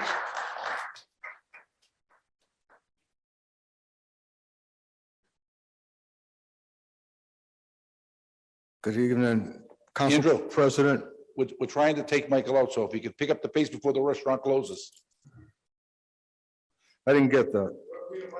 Yeah. So- Yeah, before the restaurant closes. I have no idea what you're talking. You go, a bar? What? All right, listen, I just wanted to add a few Andrewisms. I would be remiss not to say a few words on this last meeting of the year. Good evening, honorable councilors, and start with our city councilor, John Falco. You've always been a good counselor and a superb, great gentleman. Thank you. through the chair to City Councilor Michael J. Marks. I wanted to thank you for being you and being the best counselor of all for many decades in Medford, Mass.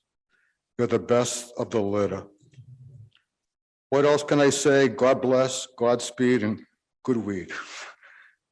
Andrew said that.com. And now, as you said at the last meeting, Councilor Marks, maybe you'll join me on this side of the railing and approve the owner-occupied real estate tax exemption through the council and the mayor, and then run for governor. Thank you. Wish you all a happy Christmas and holidays and a good, healthy New Year's. Love, Andrew. Thank you. Quickens, we'll pass the council of biz. I found, oh, well. I didn't, excuse me, I didn't realize you were gonna allow folks from the audience. We're here with someone from 1892. Great service, Mr. Donato, 1892. He looks the same. I don't know what the pill is that he's taking. It's probably not the blue pill, but that's neither here or there. When I look at these two gentlemen here, I don't know John Falco as well as I do Michael Marks, but I will tell you this, going back to when John Falco was first running for school committee, I met with him and my wife at a restaurant in Mystic Avenue, and he was gracious enough to listen to her concerns being a school teacher as to what possibly could be things that he could bring forward to the school department, for which he did. And I appreciate that. And I commend him for taking the opportunity for run for higher office this past year, because it takes an awful lot for someone to give up something that you might have as a security position, which would be your council or school committee seat, to take the next step forward. But if you don't try, you'll never know.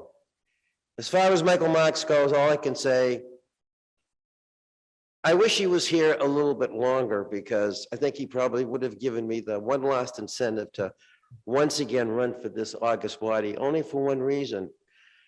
This city is going through a tremendous, like the country, a tremendous amount of change, and you do need some level-headed people to understand yesterday, to compromise what's going to take place for today. I just hope and wish that this new incoming council can put together with the fellows that are here for a few years, some wisdom and common sense that recognizes that we are the city of Medford, and as inclusive as we are, we should not be divisive at the same time, because it cannot work and you cannot sustain itself.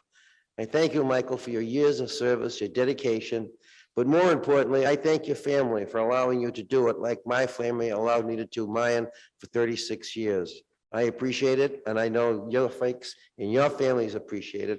I just hope that the incoming city council grasps the knowledge that needs to be taken to make this city work, to go forward, and to be able to question without having to be called divisive rather than not divisive. Asking a question to get an answer is the best way to resolve an issue rather than not listening, because I think it was you, George Scarpelli, that says you listen and you listen, and the more you listen, the more you can learn. Merry Christmas, happy, healthy New Year, and congratulations, John and Michael. You're welcome. Records, we'll pass the council of biz. Council of biz, how did you find those records? Found those records splendid, and I move approval. Seconded by Council Scott Pelley. Mr. Clerk, please call the roll. Yes. Yes. Yes. Yes. Yes, 7 affirmative motion. I want to wish everybody Merry Christmas. Merry safe New Christmas. Year, Happy New Year. Motion by Council Biz to adjourn, seconded by Vice President Knight. Mr. Clerk, please call the roll. Yes. Yes. Yes. Yes. Yes. Yes. Meeting adjourned.